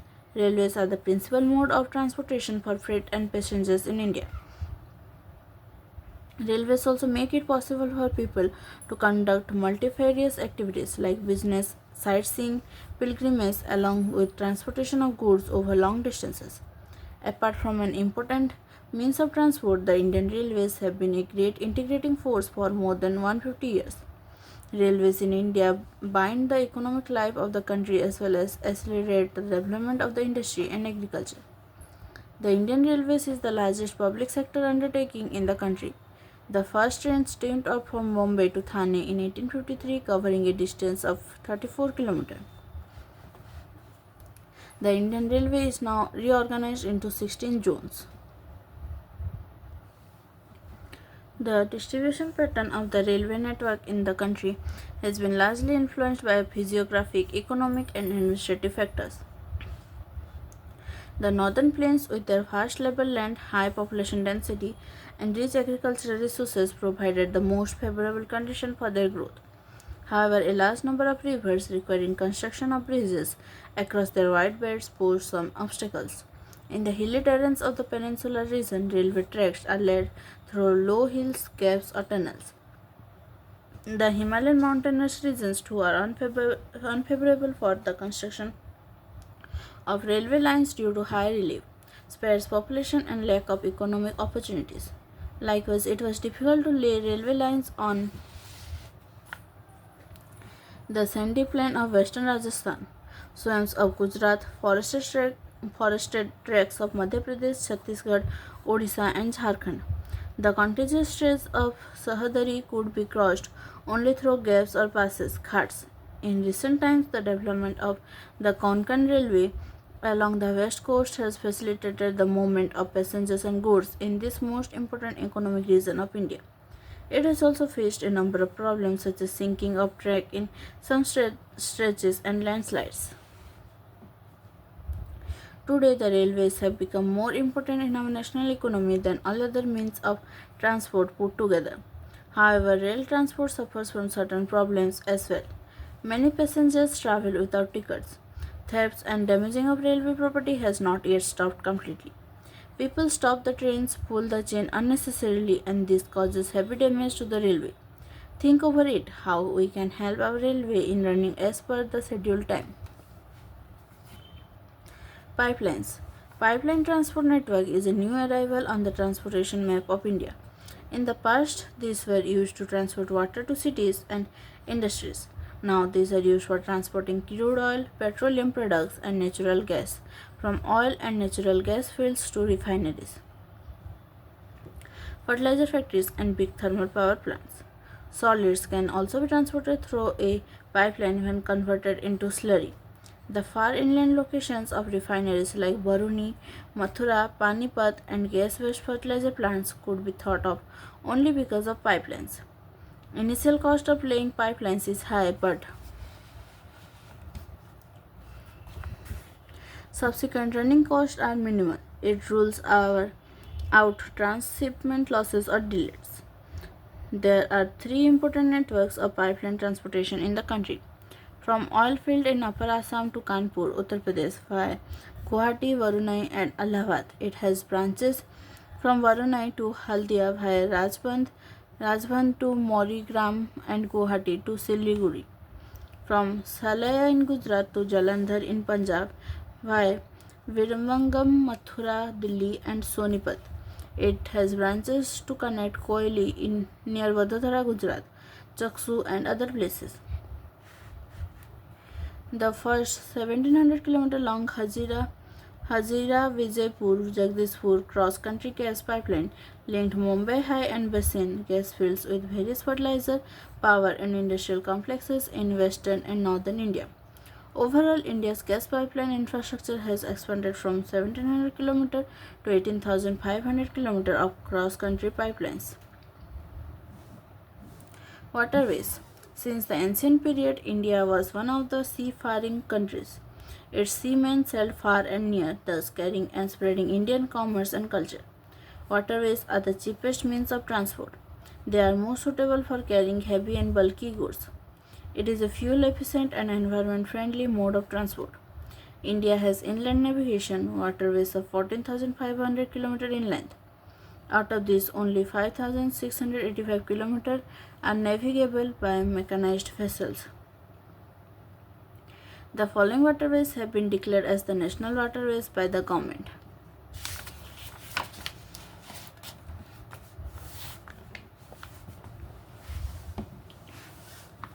The Ganga River between Allahabad and Haldia, 1620 km, national waterway number 1.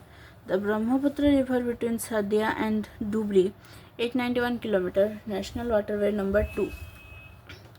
The West Coast Canal in Kerala, Kottapurama, Kollam, Udyogamandal and Champakara canals, 205 km, national waterway number 3. Specified stretches of Godavari and Krishna rivers along with Kakinanda Pudujeri stretch of canals, 1078 km, national waterway number 4.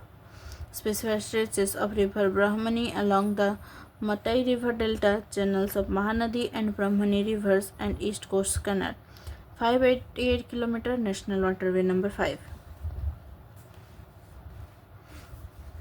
There are some other inland waterways on which substantial transportation takes place. These are Mandavi, Juari and Kombarjua, Sundarbans, Barak and backwaters of Kerala. Apart from this, India's trade with foreign countries is carried from the ports located along the coast. 95% of the country's trade volume, 68% in terms of value, is moved by sea. Major seaports. With a long coastline of 7,516.6 km, India is dotted with 12 major and 200 notified non-majors, minor or intermediate ports. These major ports handle 95% of India's foreign trade. Kandla in Kutch was the first port developed soon after independence to ease the volume of trade on the Mumbai port. In the wake of loss of Karachi port to Pakistan, After the partition, Kandla, also known as the Dindayal port, is a tidal port. It caters to the convenient handling of exports and imports of highly productive granary and industrial belt stretching across the UT of Jammu and Kashmir and the states of Himachal Pradesh, Punjab, Haryana, Rajasthan, and Gujarat. Bombay is the biggest port with a spacious, natural, and well sheltered harbour. The Jawaharlal Nehru port was planned with a view to decongest the Bombay port and serve as a hub port for this region. Marmagaon Port, Goa, is the premier iron ore exporting port of the country. This port accounts for about 50% of India's iron ore export. New Mangalore Port, located in Karnataka, caters to export of iron ore concentrates from Kudremukh mines. Kochi is the extreme southwestern port, located at the entrance of a lagoon with a natural harbour. Moving along the east coast, you would see the extreme southeastern port of Tuticorin in the Tamil Nadu. This port has a natural harbour and rich hinterland. Thus, it has a flourishing trade handling of a large variety of cargoes too.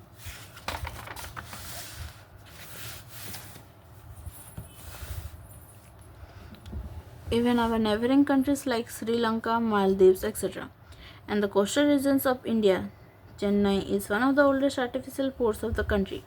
It is ranked next to Mumbai in terms of the volume of trade and cargo.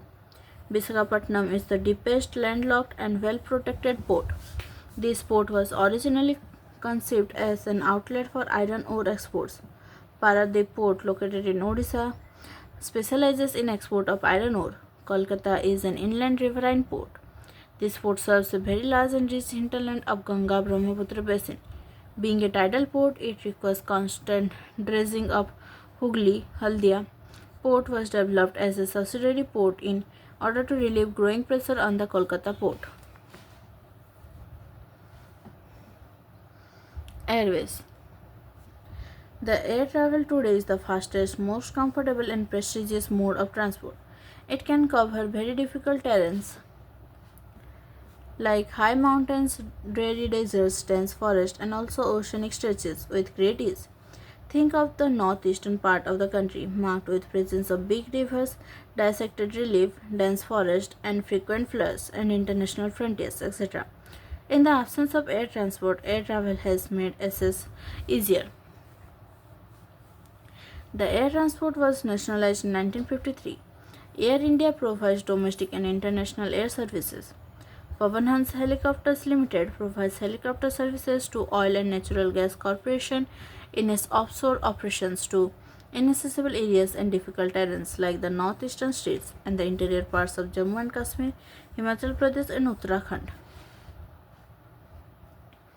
Air travel is not within the reach of the common people. It is only the northeastern state that special provisions are made to extend the services to the common people. Communication. Ever since humans appeared on the earth, they have used different means of communication, but the pace of change has been rapid in modern times. Long distance communication is far easier without physical movement of the communicator or receiver. Personal communication and mass communication, including television, radio, press, films, etc., are the major means of communication in the country. The Indian postal network is the largest in the world. It handles parcels as well as personal written communications. Cards and envelopes are considered first-class mail and are airlifted between stations covering both land and air. The second-class mail includes book packets, registered newspapers, and periodicals. They are carried by surface mail covering land and water transport. To facilitate quick delivery of mails in large towns and cities, 6 mail channels have been introduced recently. They are called Rajdhani Channel, Metro Channel, Green Channel, Business Channel, Bulk Mail Channel, and Periodical Channel.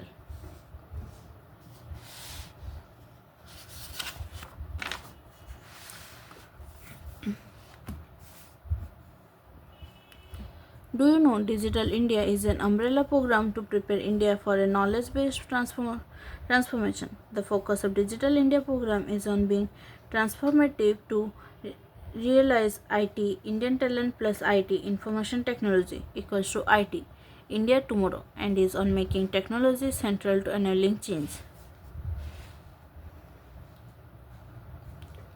India has one of the largest telecom networks in Asia. Excluding urban places, more than two-thirds of the villages in India have already been covered with subscriber trunk dialing (STD) telephone facility.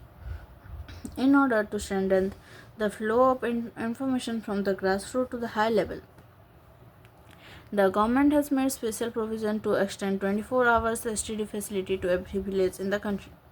There is a uniform rate of STD facilities all over India. It has been made possible by integrating the development in space technology with communication technology.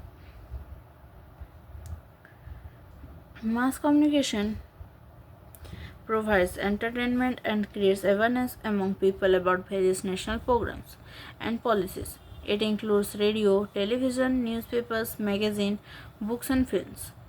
All India Radio Akashvani broadcasts a variety of programs in national, regional, and local languages for various categories of people, spread over different parts of the country. Doordarshan, the national television channel of India, is one of the largest terrestrial networks in the world. It broadcasts a variety of programs from entertainment, educational to sports, etc., for people of different age groups. India publishes a large number of newspapers and periodicals annually. They are of different types depending upon their periodicity.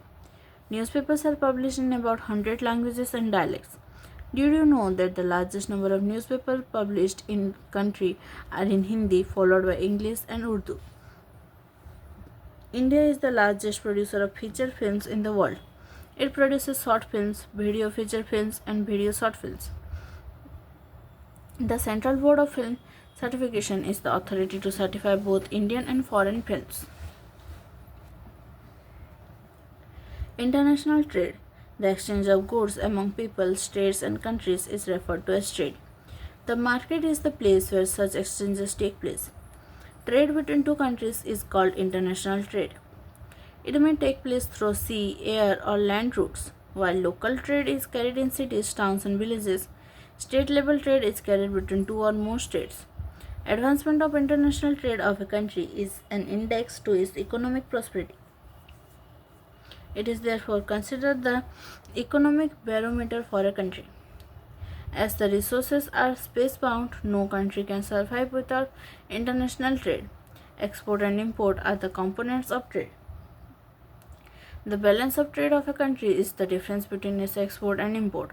When the value of export exceeds the value of imports, it is called a favorable balance of trade. On the contrary, if the value of imports exceeds the value of exports, it is termed as unfavorable balance of trade. India has trade relations with all major trading blocs and all geographical regions of the world. The commodities exported from India to other countries include gems and jewelry, chemicals and related products, agriculture and allied products, etc.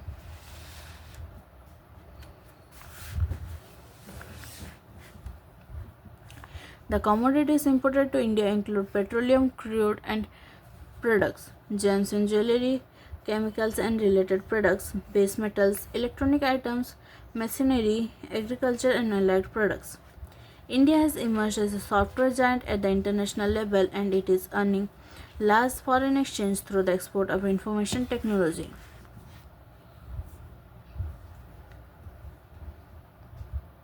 Tourism as a trade. Tourism in India has grown substantially over the last 3 decades. More than 15 million people are directly engaged in the tourism industry. Tourism also promotes national integration, provides support to local handicrafts and cultural pursuits. It also helps in the development of international understanding about our culture and heritage. Foreign tourists visit India for heritage tourism, ecotourism, adventure tourism, cultural tourism, medical tourism, and business tourism. There is a vast potential for development of tourism in all parts of the country. Efforts are being made to promote different types of tourism for this upcoming industry.